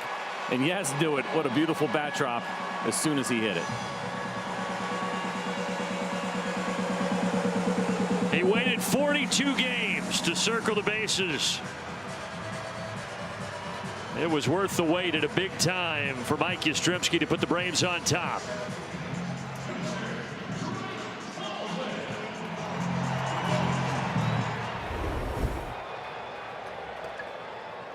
Pitching coach Tommy Hotovy came out to talk to Colin Ray. This one is struck well. It's off the brick. Baldwin stops at second with a double. Everybody's swinging a hot bat in the 5th. You love that from Drake. Come out after the home run, the meeting with the pitching coach, and look for something to drive early. A little cutter that came back too much, and it took a big bounce off the wall. And watch PCA. He's just kind of sitting there, hanging out. If it's any other runner, this is probably a triple, and it would have been his fault. But Drake Baldwin very wisely pulls up at second base. The Cubs have lefty Ryan Rollison warming as Ray is running out of gas. That's something you need to know about Truist, and obviously the Braves who play here every day do. But if your right fielder is going to go for a ball, your center fielder has got to be backing him up. Your second baseman also has to be out there. And it was Horner who eventually fielded that ball. Yeah, Horner saved the extra base.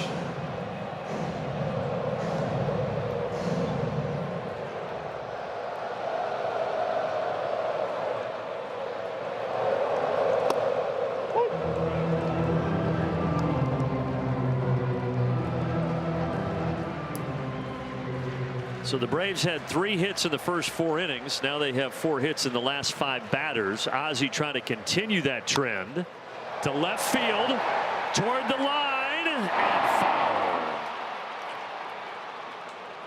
Ozzie duped me there. We count on, at least I do when we're up here, to look at the guys that hit the baseball, whether or not they think it's going to be fair or foul. And he busted it out of the box, and he knew this one was going to be close. About 2.5, 3 feet there, just foul.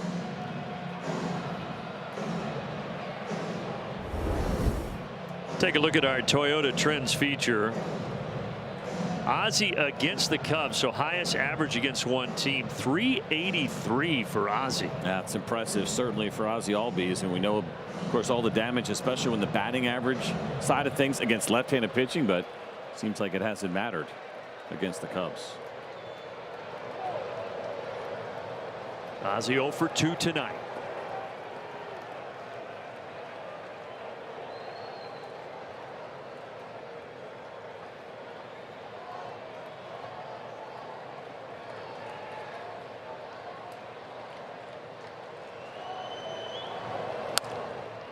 And this one rolled down the other line.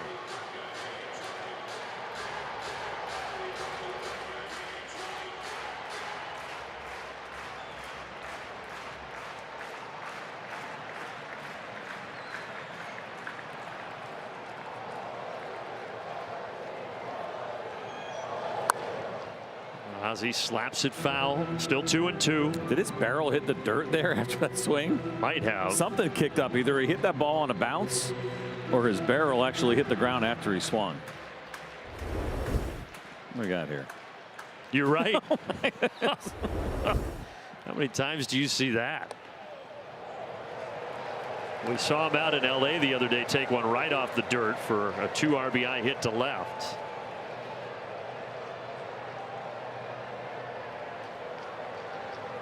'80th pitch of the night here for Ray. Good eye for Ozzie Albies. He's down at first, Baldwin at second, and we'll see if that's going to be the night for Ray, and it is.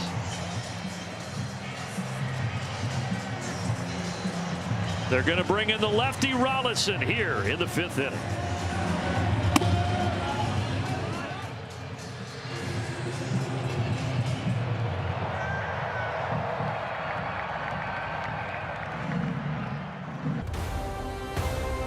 Atlanta Braves baseball is brought to you by Xfinity. Reliable Wi-Fi at one price. Xfinity, imagine that. By Georgia Natural Gas, it's that simple. And by the Georgia Lottery. Get a nice hit of cash with a new hit family of scratchers from the Georgia Lottery. Couple of homers here in the 5th for the Braves to take the lead. They're looking for more. With Matt Olson coming to the plate, we go inside the numbers, brought to you by Hyundai. Matt Olson right now on pace for 55 homers as you take a look at that fly ball rate. It's getting the ball in the air much like he did back in 2023, but even at a higher rate when he had those 54 home runs. So he's on pace for 55 right now. Guys will talk about getting the baseball in the air, the pull side especially when it comes to trying to hit those home runs, but we know Matt Olson can do it to any part of the field. Of course, that 54 home run season, that's the most in Braves history. So Rollison, this lefty, waiver claim from the White Sox in January, started the year in AAA and got called up in mid-April. A lot of four-seam fastballs, curveball, cutter, sweeper. You can see the overall numbers, and how about the difference? Left-handed hitters compared to the righties. He's done a really nice job against lefties so far. Just 1 for 12, 6 punch-outs and 1 walk.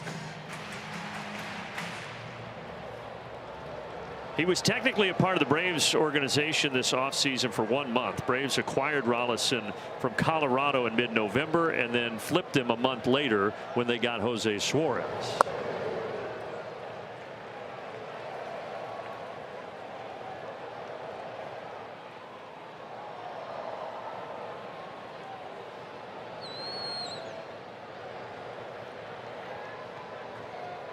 A ball and 2 strikes to Matt Olson.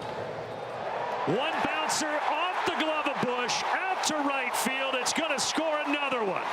Baldwin is home, 5-2.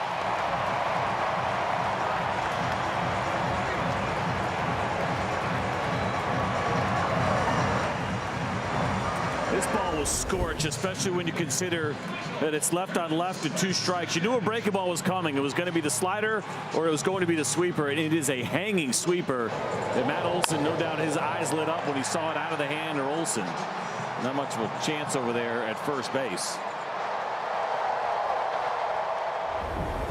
37 ribbies now on the year for Matt Olson. 4 runs home here in the 5th.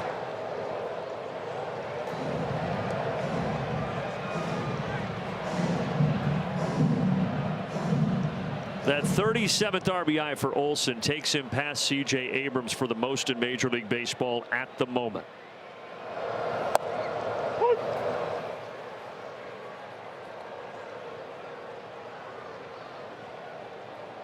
Now I wonder, since he did not throw a very good sweeper to Matt Olson, if he tries the slider instead after a couple of fastballs here to Michael and way ahead in the count. He buries the slider in the dirt. 1-2.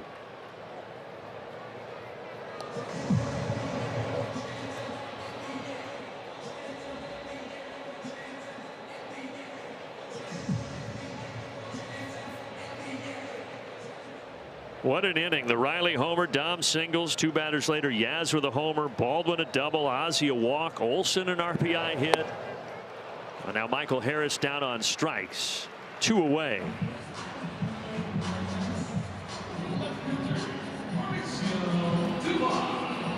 So Dubon becomes the 9th Brave to come to the plate this inning. And you love this matchup, right? I mean, going back to the beginning of when the Braves acquired Mauricio Dubon, that was the conversation. We thought he was really only going to play against lefties, or mostly against lefties. Now, obviously, he's shown us much more than that, but we do like this matchup. He's been great against lefties in his career.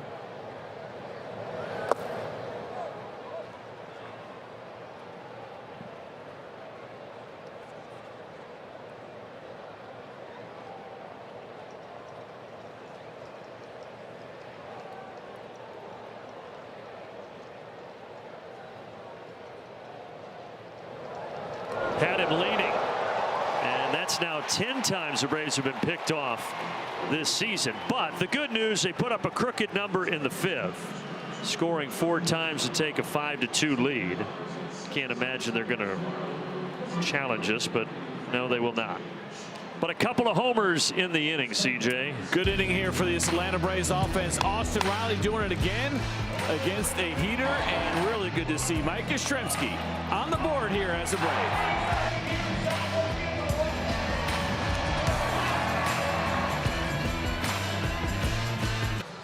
A 5-2, great inning, but unfortunately it ended with Matt Olson being picked off over there at first base. And just the 2nd time in Matt Olson's career in which he's been picked off, and the timing again seems to be right. He's not going anywhere, certainly not trying to steal a base, but he was leaning a little bit.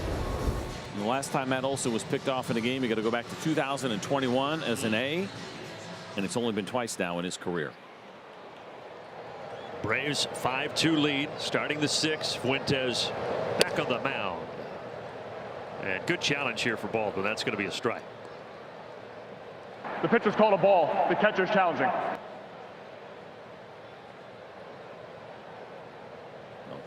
My math is over as far as what the percentage is going forward. Calls overturned. Atlanta has 2 challenges remaining. What is it now? So if you have a calculator at home, knock yourself out. He is now 18 for 26. Okay, that would be 69.2%. So there you go. Well above average. He's doing a really nice job back there as Drake Baldwin.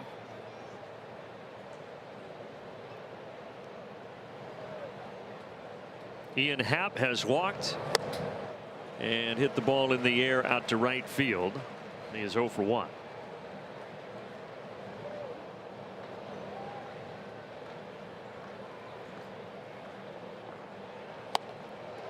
Swing and a miss. 99. A little gas from Fuentes to get Ian Happ.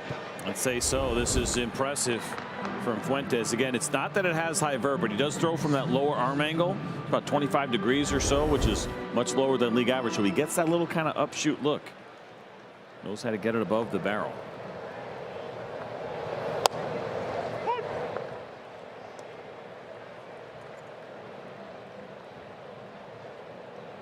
Braves pitching is still just allowed the 1 hit here. That homer by Bregman in the 4th. The 5 free passes as well. Michael Harris out in center field. Suzuki is 0 for 2. Let's take a look at the strong arm, brought to you by John Foy and Associates. How about the Braves bullpen and the NL ranks here? I think coming into the season, we knew this was one of the strong suits and parts of this team on paper, and they have answered the bell. Even with the time that Iggy was down when he had to go on the IL for those 15 days, they really haven't missed a beat.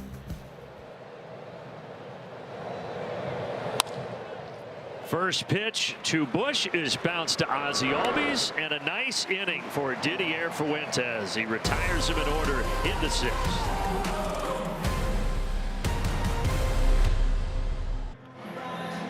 Military Appreciation Ticket Package, a fan favorite. It is back this year, Sunday, May 24th.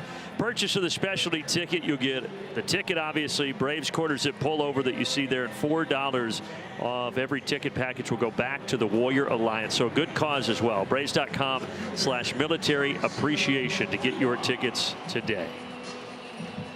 Brandon, CJ, and Birdie with you here at Truist Park. You got the Braves coming in at 28-13, best record in baseball. Cubs 27-14, second best record in the National League.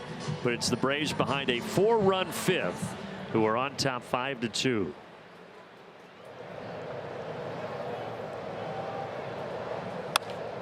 Dubon first pitch, he rolls it to Bregman.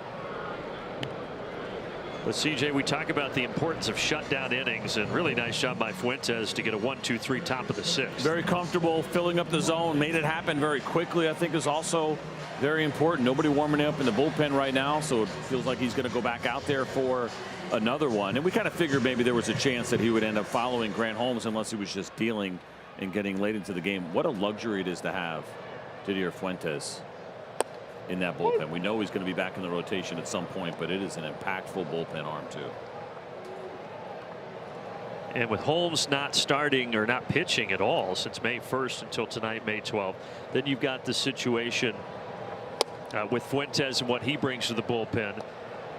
But also you think about Martin Perez and how Walt Weiss is trying to tap dance when to get him into the rotation. It's not an easy jigsaw puzzle for Walt. It's not. The rest part of it, right, when it comes to Chris Sale, maybe Spencer Strider, Keith Elder on his 5 days, all go into the equation, and then the opponent. I had some people asking me today, why is Martin Perez not starting against the Cubs? They have the highest OPS against left-handed pitching in baseball, and that probably is the reason, right? And you also want to get Grant Holmes back in there. That also makes what's happening right now to me very interesting, because I think Fuentes goes back out for the 7th, and if you can avoid it, maybe that means no Dylan Lee tonight. Not that he couldn't do well against this team. He can crush anybody. He's killing it. But maybe you try to avoid some of their exposure to lefties as much as possible. So if Fuentes gets through another one, then you go Suarez and Iglesias.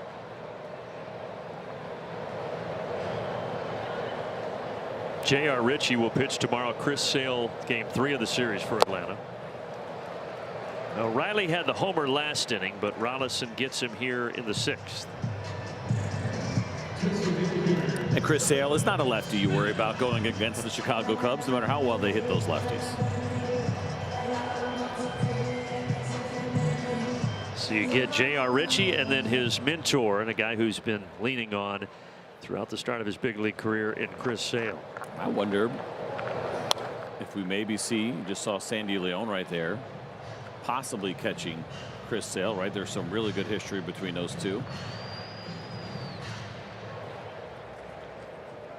That would make sense. It would line up well on the third day of the series. Little flare, left field.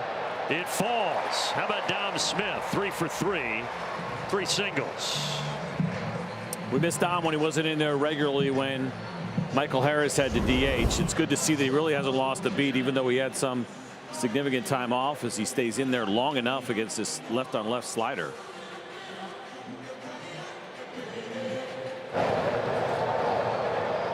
Sandy Leon has the second most innings caught with Chris Sale behind Tyler Flowers, who of course is now retired here with the Braves in the front office. Yeah, guessing you'll see that on Thursday. Our Whataburger, what a play. We've talked about the Braves bottom of the order, how good it's been, and that's the story again tonight. A couple of homers, 6 hits, just a ton of production all the way up and down.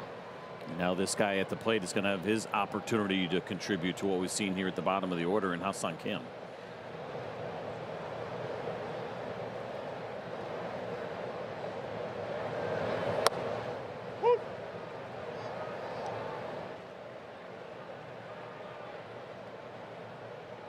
Kim now 30 years old, starting his 6th big league season.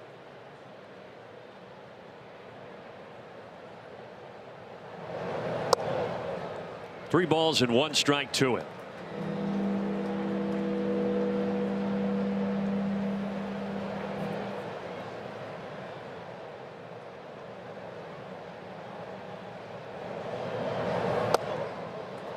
And Kim will reach for the first time tonight, the first time this season here in his debut. Runners at first and second.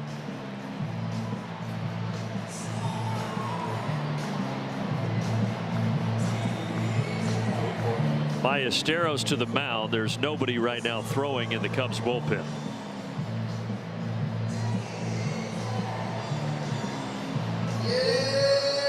Let's get a quick message in here from Echo. It's time to go yard. Echo, power on and on. So Walt Weiss is going to bring a Zokar in. He was recalled today. Jim Jarvis sent down to Gwinnett, and Jose Zokar will bat for Yastrzemski. Trying to get some balance, right? Right-handers that you have on the bench for the Atlanta Braves tonight, and you have 4 of them with Farmer, Leon, Zokar, and Mateo.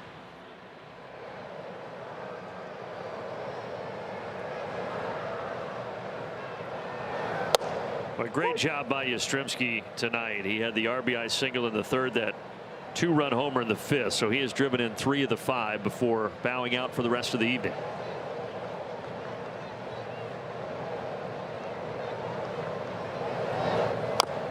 And you go outfielder for infielder, right, with Jarvis going down to Zokar here, because of course we got the news that Eli White was going to go on that 7-day concussion IL after that amazing catch that he made in Los Angeles against the Dodgers, saving a couple of runs, and so you needed to have another outfielder in the mix. You can throw Mateo out there if you need to. In a real emergency, you could throw Tom Smith out there, but we haven't seen him really play much defense at all. None in the regular season. And we certainly wish Eli White a speedy recovery getting back from that concussion.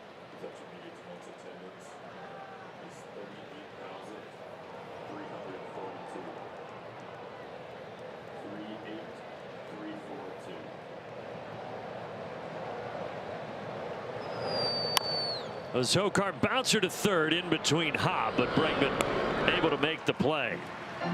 It is 5-2 after 6.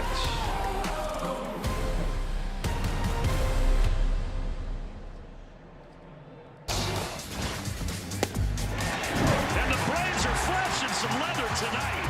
That is as sensational as it gets.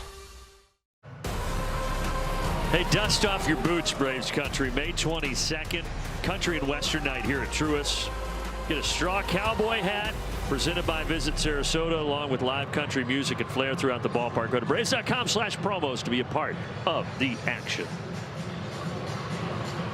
How about that Hawaiian shirt I got giveaway mine. tonight? You got yours? I got one from my dad because he wanted one. All right, I'll pretend that you don't think it means it's for old people then. Did you get one? No, I got one for my dad, though, of course. Oh, Val just gave me one. There we go. They look comfy. Yeah. The guy is, wait, is that a matching hat or like a close to matching It's hat? close to matching. Is that a spring training? He's pulling it off. I think that might be one you get down there at Northport. Yeah, I like that hat. All right, Didier Fuentes back out there. Going to try to get through the 7th here. Sometimes I forget with Fuentes that he's thrown less than 30 innings in his big league career. He's still so young, but certainly has a bright future. I think he changed everybody's mind in the perception that he was young because of what we saw last year. Probably wasn't ready, but the Braves were in a really tough spot. And you're wondering, is he going to be overwhelmed coming into spring training? Also missed some time because of injury. Guy's a little young to be wearing those shirts. And he dominated spring and just looked so confident, and it's carried over now, right? I think that's why I'm with you. You look at him and we put these unfair expectations. Oh, he's coming in, a couple of zeros coming. It's not that easy, especially when you're 20. He didn't turn 21 yet, did he? No. I love his glove, by the way. The black red, the baseball seam there. You like on that the better web. than his pizza glove? No, I love the pizza, but I like the baseball on the webbing. It's a cool look. He gave the greatest answer ever when he was asked about the pizza. We wanted to make it about frozen pizza. It wasn't. He said, I like pizza. I like pizza. Just very simple. Now, his birthday is June 17th, so he's a little over a month away from being able to have the old style beer we've got up here in the booth. That's in there. There's some frozen pizza. Ballesteros down looking. Clearly just not seeing this pitch. It's 96 miles an hour. It catches a ton of the plate. And Ballesteros just getting locked up. By the way, I was wrong on, not that I thought it was the game plan, but I wondered about Dylan Lee. He is warming up right now in the Braves bullpen. Routine for Riley. Dansby is 0 for 3. Zokar stays in the game out there replacing Yastrzemski, and as CJ mentioned, Dylan Lee in the Braves pen. And after one more out, it'll be time for the stretch, fueled by Georgia Natural Gas. And it might have been just to back up this inning to help out. Had somebody gotten on, you have PCA, the left-hand hitter, because if you're thinking about matchups going forward, as we mentioned, for Dylan Lee, if you get to Michael Conforto, he will not stay in the game. They will go to a pinch hitter. So it's basically, it would be 3 righties, switch hitter, and then another righty. So we'd be facing all righties the next 5 that are due. Beautiful pitch. 0-2. The flip side of that is we play strategy. Would you rather them go ahead and burn Michael Conforto, get him out of the game and get to the bench? So that might be a reason to go get Dylan Lee. Well, right now, Fuentes is going to try to retire 8 in a row. 1-2 pitch to Pete Crow Armstrong. Broken back. Riley in. He's got it. 3 hitless, scoreless innings for the 20-year-old Didier Fuentes. Off we go to the stretch. Welcome to the stretch, fueled by Georgia Natural Gas. Service, savings, sustainability. It's that simple. Welcome to the stretch, fueled by Georgia Natural Gas. Peter Moylan and Nick Green here with you. Peter, this Braves offense, arguably the best in Major League Baseball. The MO for them is that big inning. They did it again tonight. 4-run, 5th inning for them. Compliments of a couple of home runs as well. And look, a couple of guys that we'd love to see these home runs from as well. Austin Riley got absolutely hosed in center field in his first at bat by PCA. Wasn't going to happen in this one. You can't rob this one. This was a few rows deep. Ambush, a sinker. That's a really good sign from him. First of all, the line drive, and then you talk about the home run pulled to left field. Boys liked in the dugout, and then this feels good. Mustache May representing beautifully. Like Brandon said, a table for 2 in the chop house. That had to feel good for him. That's his first home run of the year in a Braves uniform. I mean, I know he's known for his pop, so for that to show up tonight was a big, big swing from him. Yeah, and the mustache better than Peter Moreland. Whoa! I don't know. I give it fired. a really good 10 out of 10 for the mustache. Give credit to Didier Fuentes too. 3 shutout innings for him. It's time to get you back to Braves baseball. Here's a quick word from our friends at Georgia Natural Gas. When it comes to natural gas in Georgia, G&G leads the league. We keep it simple with great rates that save you money. We even make it easy to reduce your carbon footprint with greener life. Sign up in minutes at gng.com. It's that simple. Braves winning this one 5-2. Welcome back to Truist. It's a packed house. Everybody's excited. Cubs in town. It's a title fight. What's been so impressive? Well, the Braves bats, of course, but also Didier Fuentes. The young man has an upper 90s fastball, a 25 to 29 degree flat release angle that he, as CJ was talking about, gets inside and it looks like it rises. What does that mean? Well, it has one of the best IBBs in baseball, which is a pitch that resists gravity. So it is an optical illusion. It looks like it's rising, and guys, you can tell major league hitters are having trouble picking it up. Guys. He's fun to watch. He really is. And now that he has all this confidence behind him, he is a completely different guy. And trying to handle his situation, I think this season is not going to be an easy one, because you want him out there as much as possible, but you also don't want to slow down too much of the, I think, starting development with him. But this team is trying to win right now, and it could be a Spencer Strider situation and others that have started their career in the bullpen and then eventually land in the rotation the next season. And you know what, CJ, I love that he can throw multiple innings, and you can speak to this as a former bullpen pitcher. If you don't have a guy down there that can cover a lot of innings, you burn out the guys that throw 1 or 2 innings. In my opinion, by September, they're tired. So it's a crucial piece to have a long man. Yeah, I'm with you, and it's become more important than ever in baseball. Baldwin bouncing out to Bregman. Starters just don't go deep like they used to, and your managers are going to be a little bit more aggressive. So there was a time where the multi-inning reliever was kind of referred to as the long man. He was the last man in the pen. He might not pitch for 10 days and then have to go out there and eat 5 innings and maybe get sent down, and usually could go sideways. But it's not like that anymore. Now your long man, your multi-inning reliever, has really high value. This reliever, Jacob Webb, is a former Brave, pitched 78 games for Atlanta over 3 seasons from 2019 to 2021. Braves drafted him way back in 2014 in the 18th round. He's always been a ground ball monster throughout his career and has been so far this year, but he does it with a 4-seam fastball and a changeup, some sweepers in there as well.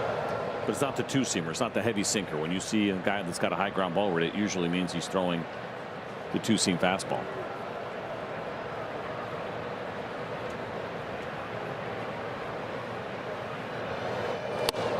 He's bounced around since leaving the Braves. 5 major league teams for Webb, now with the Cubbies.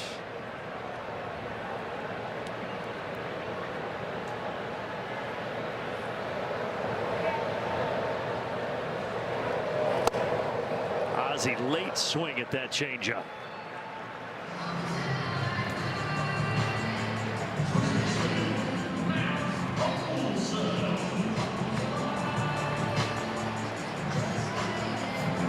Olsen, RBI single back in the 5th to take the major league lead with 37 driven in. Now he bats with 2 outs and nobody on here in the 7th.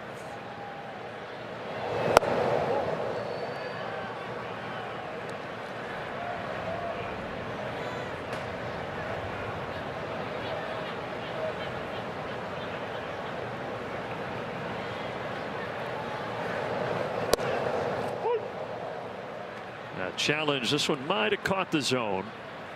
Not a bad idea to go for it. Strike. The batter 1-1 versus 2-0. Matt Olson. It's 2 outs, but you're thinking about maybe an opportunity to launch, even though this guy's hard to get the ball up in the air against. Oh. The call is confirmed. Atlanta has 1 challenge remaining. Matt Olson just smiling about it. Remember, the Cubs are out of challenges.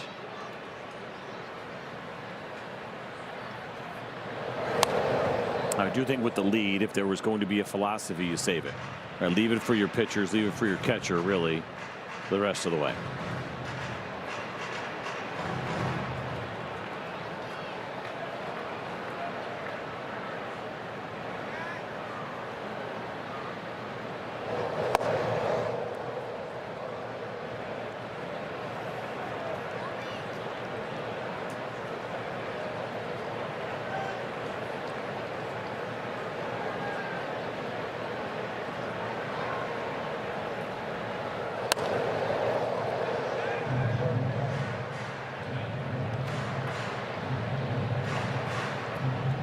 40,000 on hand tonight for a really good matchup between the Braves and the Cubs. The difference in this ball game, the 4-run fifth for Atlanta. Olsen softly out towards Suzuki. Braves retired in order. We're on our way to the 8th.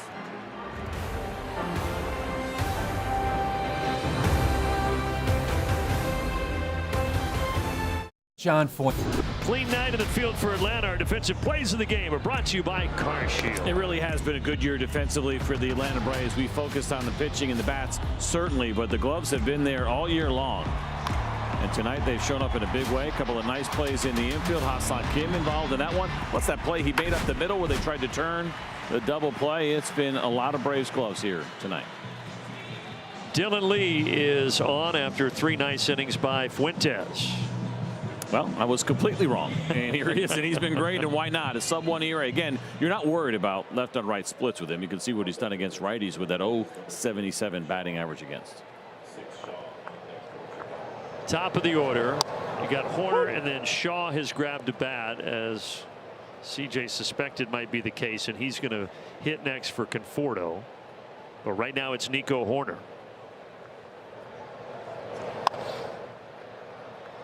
A little pop towards Ozzie. He calls off Kim, 1 down.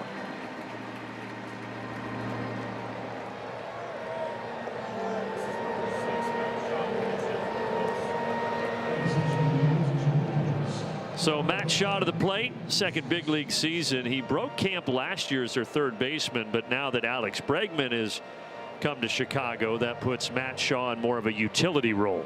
Yeah, bounce around a little bit, right? And they also got second base taken care of here with Nico Horner, getting him extended. So they have their third baseman, their second baseman. You know, of course, they also have their shortstop. Be interesting to see how the rest of his season goes, what it maybe looks like in the winter. Does he stay as a utility guy? Does he potentially become a trade piece? And we mentioned the Cubs likely needing a starter, maybe 2 at the deadline, but long way to go before we get there. Yeah, this is curious too. Not curious, but this is what's nice about having the depth that the Braves have. If things work out and it ends up being, say, Dylan Lee and then Iggy after, and if Suarez doesn't pitch, it gives him a couple of days off. Remember, he was in the game a little bit early on Sunday in the 6th inning, and I mean, you essentially run so deep that you can mix and match. Kim has played exceptional defense in his season debut. Nice play, 2 down.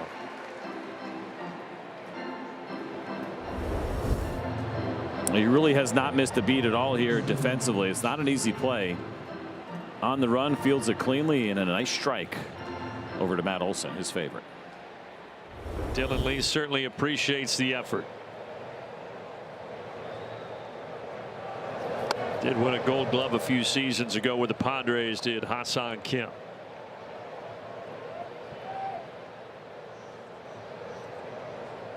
Here is the aforementioned Alex Bregman. He has the only hit tonight for the Cubs, a solo homer in the 4th. Back-to-back changeups from Dylan Lee. He's got a good one, but it's kind of that pitch that he picks his spots on, can be sneaky with it.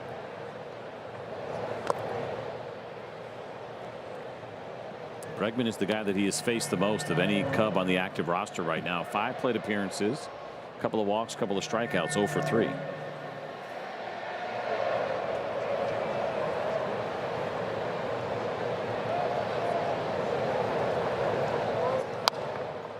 Two balls, 2 strikes, 2 outs in a 5-2 ball game here in the 8th.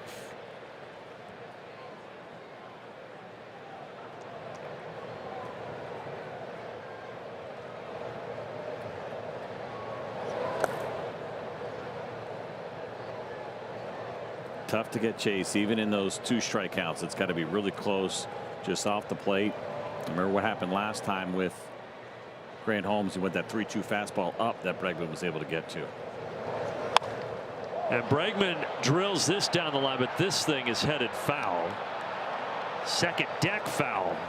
Well, she wasn't ready for that souvenir, but she got it. Well, it's a Cubs fan, even though he looks like Spencer Strider. Yeah, he failed to get it. It rolled right over. She's like, how did this end up here? I mean, you're right there, dude. Ooh. Oh, hopefully he's all right. Did that get him in the head? I thought I got him on the fingertips. It got him right in the pride. That's where it got him. Braves pitching has retired 11 straight now.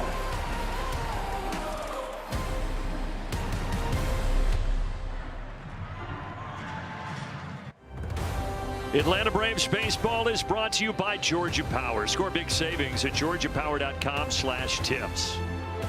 By the Wells Fargo Active Cash Credit Card. Earn unlimited 2% cash rewards on purchases. Terms apply.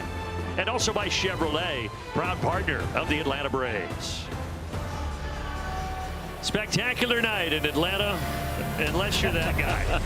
And now his friends are blowing him up, saying, did you really drop this? Answer, yes. He clapped his hands afterwards as they came together. Now, for that guy, a couple things. One, clearly a Chicago guy, so head over to section 317 or 37. Get you a Chicago dog.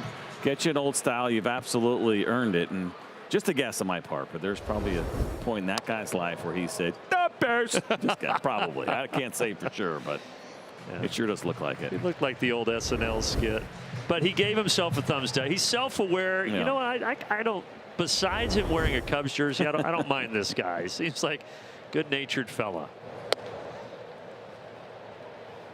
Braves will try to add on here against Trent Thornton, just the third appearance of the season for Thornton. Called up last week when the Cubs needed an extra arm after Matthew Boyd went on the IL. And he gets a fly ball to left field off the bat of Harris.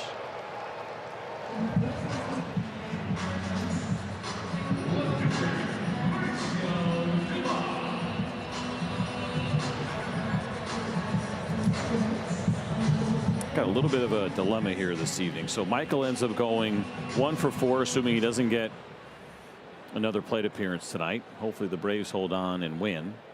I spelled Michael's name wrong on my score sheet today. How'd you spell it? I only put 1 R in there. Not exactly sure what happened because I typed it up and saved it, and I didn't notice until like the 4th inning, so it was too late to go back.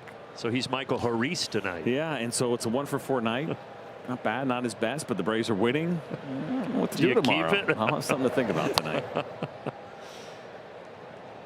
Iggy, as you would imagine, is getting ready.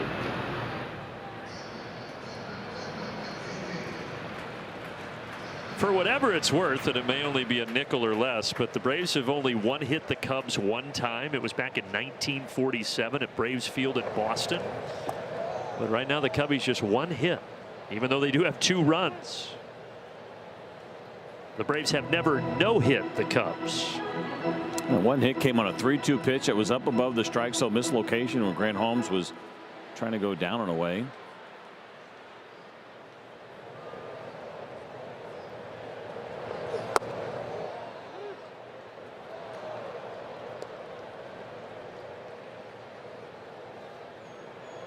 And after that 4th inning where the Cubbies got the 2 runs, they led it 2-1, but then the Braves with 4 in the 5th, and we have been there ever since. Down on strikes, Dubon.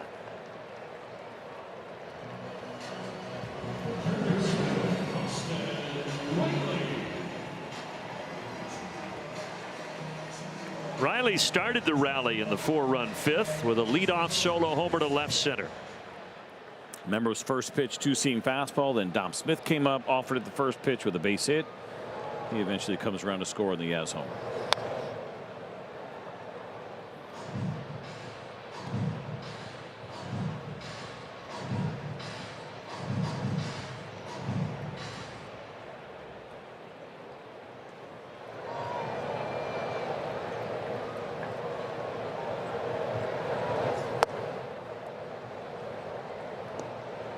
Cubs will have the middle part of the order. Happ, Suzuki, and Bush due up in the 9th.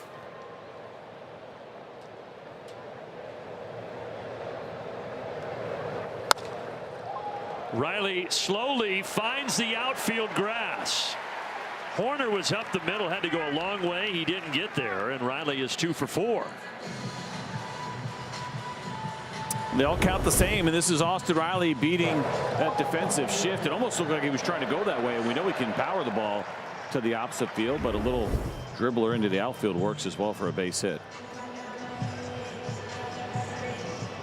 With a man on now, Tyler Kinley is also going to start to throw. Dom Smith, right center field. Riley to third. They are at the corners. How about Dom Smith, folks? 4 for 4 with 4 singles. And aggressive again on the first pitch. Give him a strike. He's going to offer at it.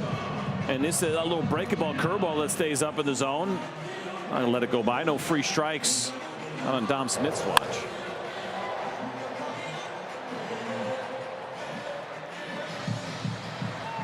All Dom Smith has done since he put on that Braves uniform is hit the baseball. Chance at insurance. Ha-Seong Kim. Looked like that it was inside, but he's not going to challenge it. So just the third 4-hit game for Dom Smith in his career. He had 2 as a member of the New York Mets, one back in 2022, another one in 20.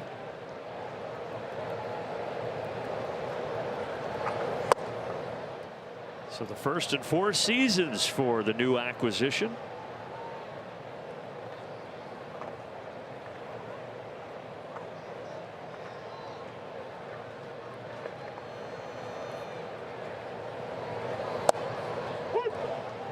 I don't think Walt is necessarily one that is going to make all his decisions based on this game, whether or not it's a save situation, right? I don't know if 1 run gets Iggy out of this game, right? Because it's 3 runs right now. Could be 2, though, maybe is kind of how we might be looking at it in case there was a home run. If Dom Smith had hit a homer there, maybe a little bit different. We'll see.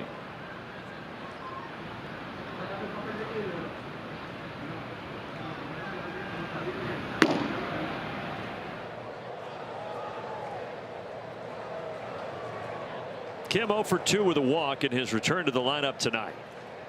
1-2 pitch. To the right side. Horner over.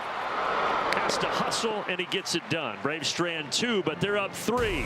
And it is time to get Iggy with it in the 9th. 3-run lead. Iglesias will look for the final 3 outs. But first we look ahead to tomorrow. It'll be J.R. Ritchie against Shota Imanaga. It's going to be a good one for sure. J.R. Ritchie will probably have that same conversation about him being in the zone. The only thing that hasn't gone great for him has been those walks. Everything else has been excellent for him. And Imanaga is having a very, very nice season. So it should be another good one here tomorrow night. We'll go on the air at 6:30 with Braves on deck. All right, Iglesias will be facing 4, 5, 6 here in the Cubs order. He's been absolutely crushing it so far. 10 games this season. He has not allowed an earned run. 10 2/3 total innings under his belt, and a very nice 14-to-1 strikeout to walk ratio.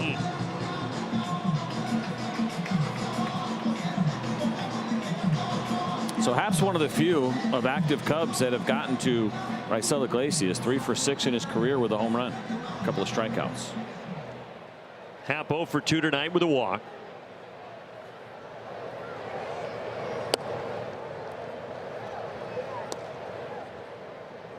Didier Fuentes issued a walk to Nico Horner with 1 out in the 5th. Since then, Braves pitching has retired 11 straight.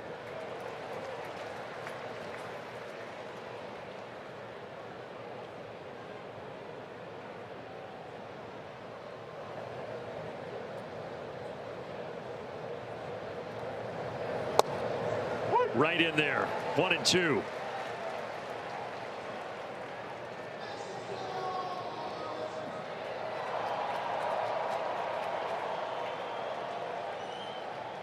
Iglesias working quick as he always does.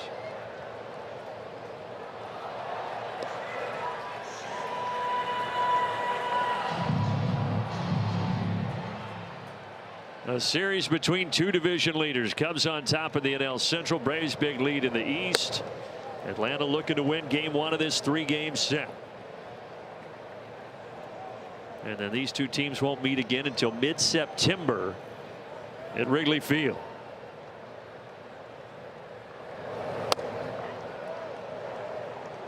It'll probably be a little bit colder than it is now, right? We got a nice evening, but you get to Chicago in September.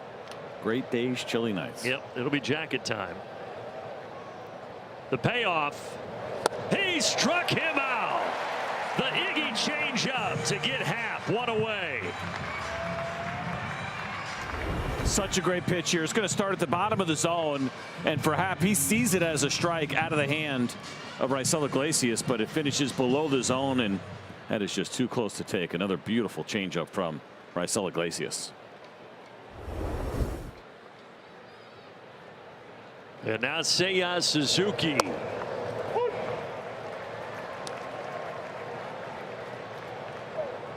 Suzuki, who played 9 years in Japan and now in the final season of a 5-year deal with the Cubs. He puts it in the air.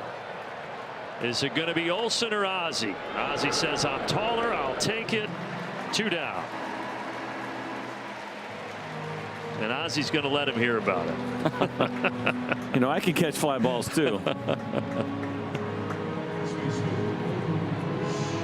Michael Busch, the final hope for the Cubbies.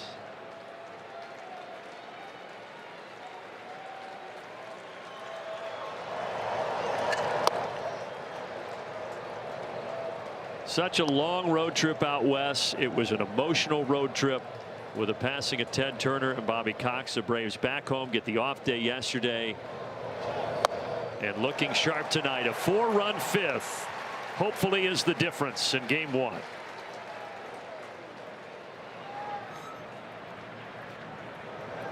One from Iglesias. Right in there. Comes down to their final strike. Here come 40,000 to their feet.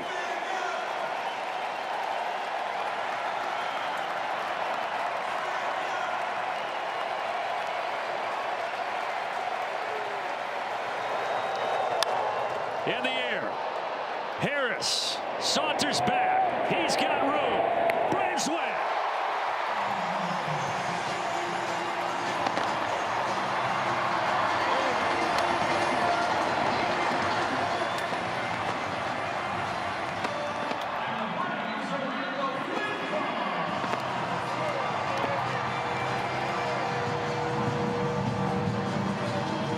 What a great start to this series. Grant Holmes has to get out of there a little bit earlier than you wanted to. The bullpen takes over. Austin Riley had a big night. Mike Yastrzemski had a big night. And this defense had a big night tonight. Welcome back. Hassan Kima did a great job over at shortstop. And again, we knew this was going to be a tough one coming in.